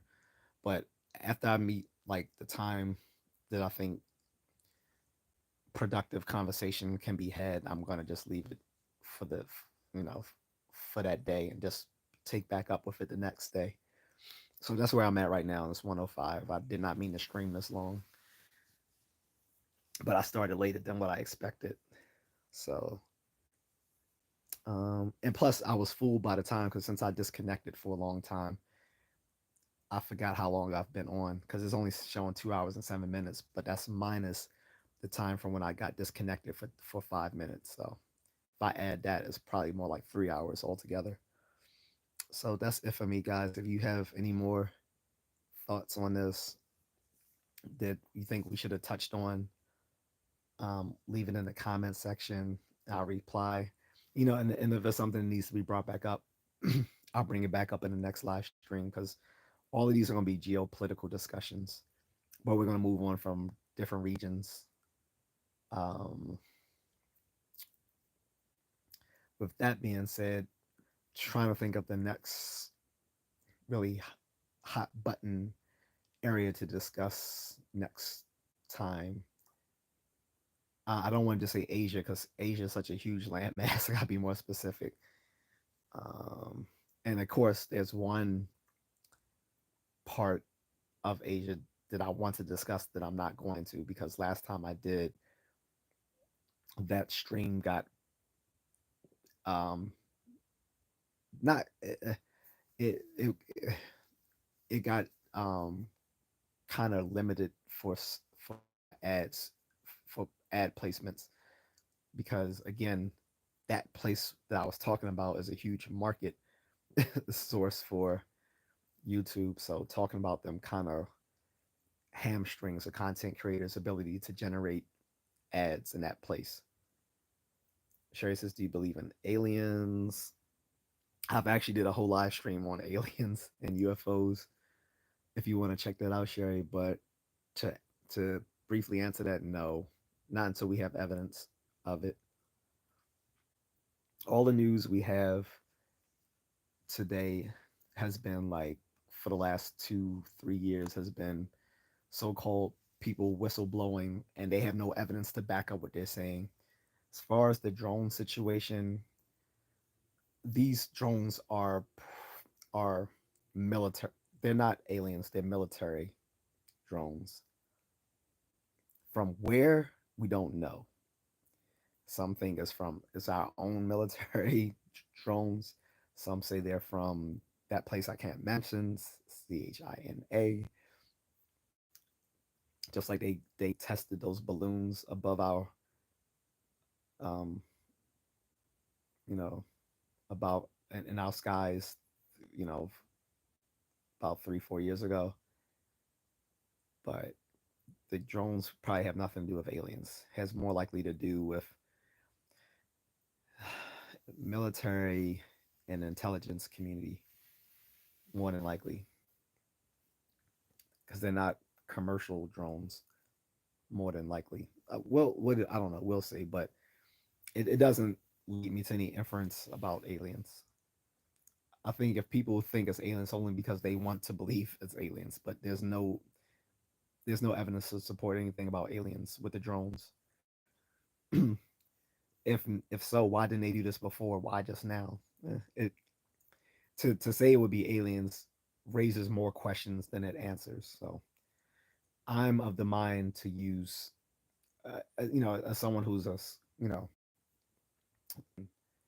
I'm one of those people that would say we should use Occam's razor, which is we look at the most we we look at the most parsimonious explanation, not necessarily the most simple explanation, but the most parsimonious, which means the most logically modest explanation, like an explanation that doesn't raise more questions than it answers by invoking it, if that makes sense. Because I don't want to use it how he Occam actually phrased it, which is don't multiply um, possibilities beyond the the necessity to do so. If I take it out of the Latin, because I don't want to be too I don't want to be super nerdy and say it in the original Latin, but he basically said don't when it comes to Occam's razor, the claim when it comes to claims, you know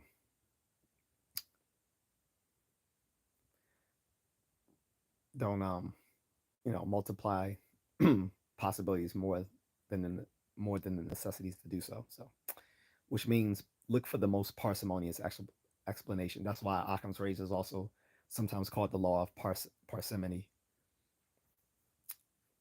And again, parsimony refers to the most logically modest claim. So, and we should use that not just when it comes to aliens or the paranormal, which was my previous umbrella discussion for like the past 2 weeks, was talking about the paranormal. Now I'm talking about geopolitics, but the same principles are involved when it comes to skepticism and critical thinking skills. One is um, we shouldn't accept a claim that doesn't have supporting evidence for it. That's that's rule one. We shouldn't accept any claims without supporting evidence for it. Two, we shouldn't accept the claim. The second claim is the degree uh, of acceptance of that claim should be proportional to the degree of evidence. Okay. Three, which goes back to number one, is the the famous quote from Carl Sagan, which is extraordinary claims require extraordinary evidence. That's number three. Four, I think, is Occam's razor. We should look for the most parsimonious explanation when it comes to certain when we're looking at things about the unknown or whatever. What's the most what is the most logically modest explanation of this thing?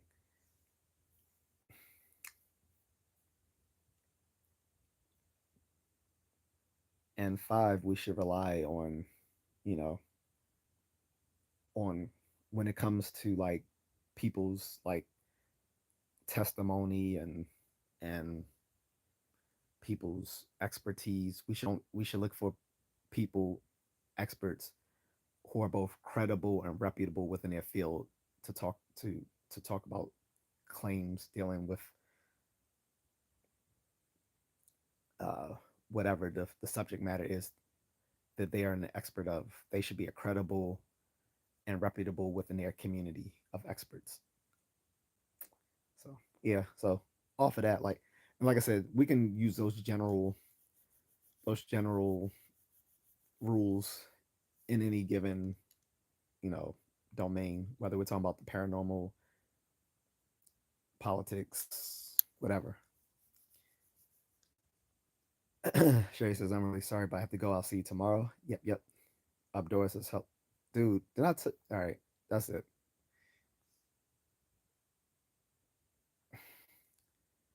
He need to take his gay ass off somewhere, like, seriously.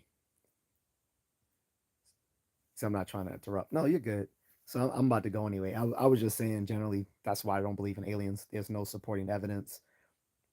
The people who've talked about it um, in the news recently, these government whistleblowers or whatever, don't have any evidence. They have nothing to verify what they've been claiming, even though they've gone on mainstream media claiming, oh, there's such and such UFOs. No, they they they haven't said anything that can be publicly verified. So, and this whole drone thing, like I said, this is more of a military intelligence or something of a dealing with military intelligence community type stuff. This isn't really. There's no indication that this is alien stuff.